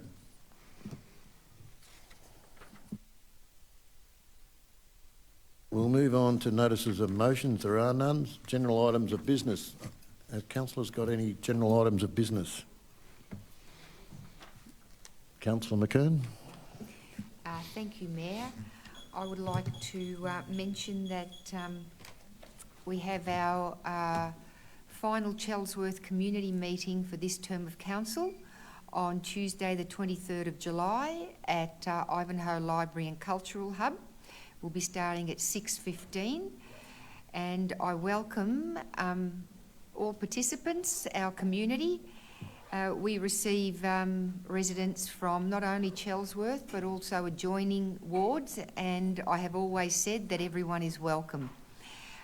How we conduct the sessions is via Q&A, because residents have told me that that's their preferred method of communicating.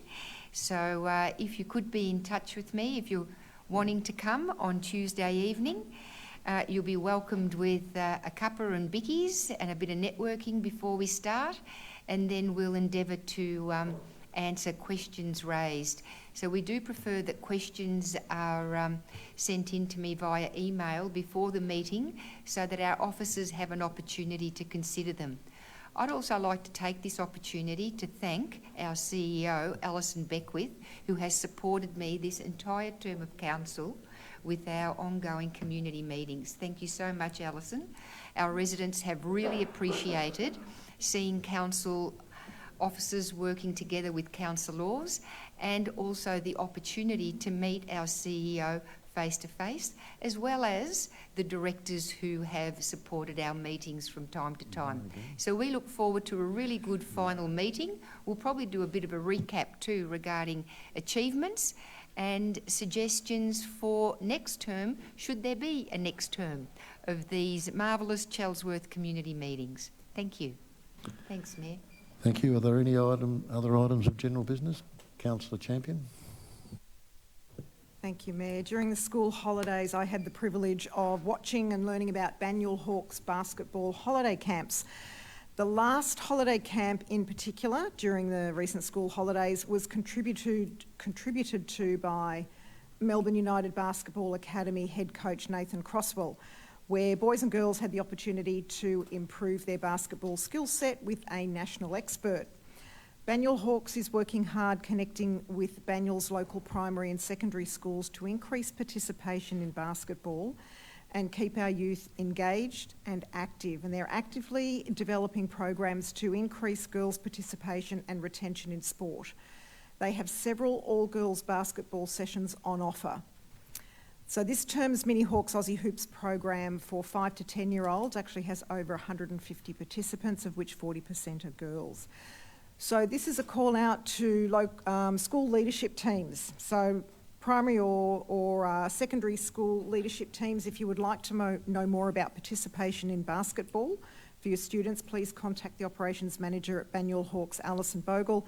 If you want to get in touch with her directly, feel free to contact me. Thank you. Thank you. Are there any other items of general business? There are none. We'll move on to public questions. There are 4 public questions. Lee Adams from McLeod has the first public question. I don't think Lee's here. Oh, there you are, Lee. Sorry, I didn't see you. Do you want to read your question out, or would you like council officers to do that? Come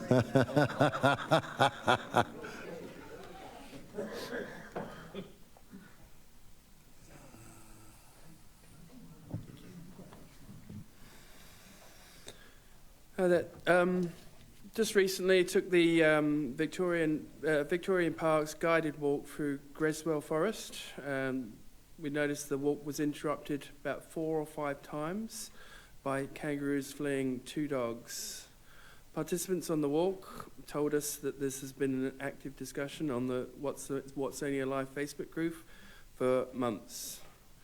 Don't have any other information about that, but either Banyule or Darebin Council should be aware of the why it's happening.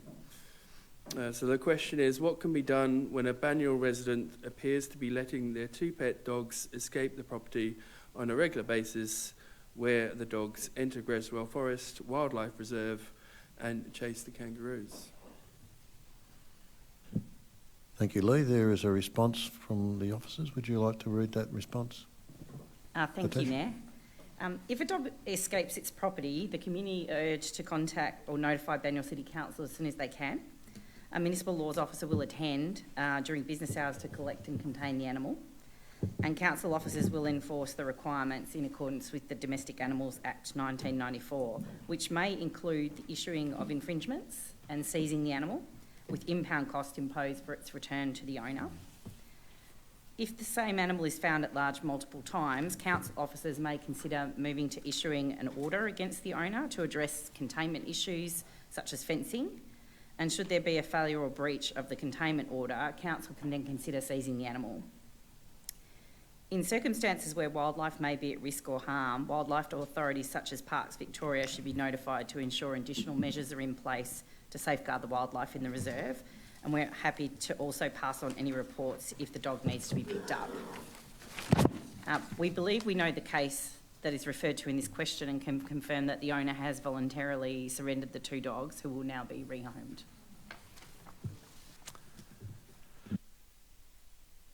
The next question was from Wendy Pallister. I don't think Wendy's here. She's not here, so we'll move. That question will be in the minutes and answer. But the next question is from Lauren Sanders.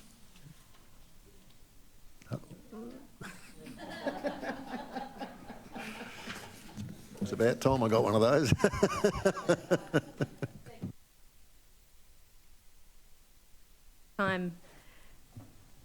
KFC, Colonel Sanders. I'll answer to the Colonel if that's what you would prefer. Thank you.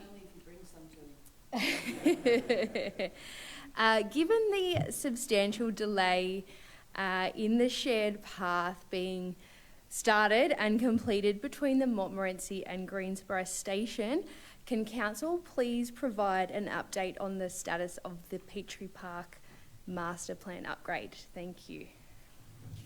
Thank you. Natasha, would you like to respond? Thank you, Mayor. So the Petrie Park improvements were initially put on hold while we tried to get clarity on the Department of Transport and Planning's plans for a shared user path from the Montmorency station to Eltham station, which was proposed to travel through Petrie Park. An alignment has not been resolved by the department, and Banyule is now moving forward with park improvements. The improvements are to be tendered out in the coming months, and construction is estimated to occur early in 2025. Thank you very much. Our next question is Alicia Curry. Oh, there you are, Alicia. Welcome.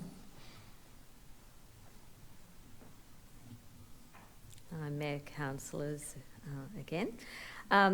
So my question relates to the Heidelberg Theatre. I was volunteering, as I have for the last 15 years, at the Heidelberg Theatre in the matinee performance, and I've said last Saturday, but it's the 6th of July, so it's a week ago. And before and during the show, the theatre was subjected to the immense noise and dust of the 3 demolition machines of the adjoining Woolworths Rosanna Library Partnership site, even though the demolition permit was acquired many months ago. So what permit conditions or contract conditions has Council put in place which should have avoided this scenario and will be enforced for future works? And may I just add that I had a walk-in off the street an hour after they had completed works, so they stopped at 3. About an hour after that, somebody walked in off the street complaining of dust inhalation, requesting water. Thank you. Thank you. Natasha, would you like to respond? Thank you, Mayor.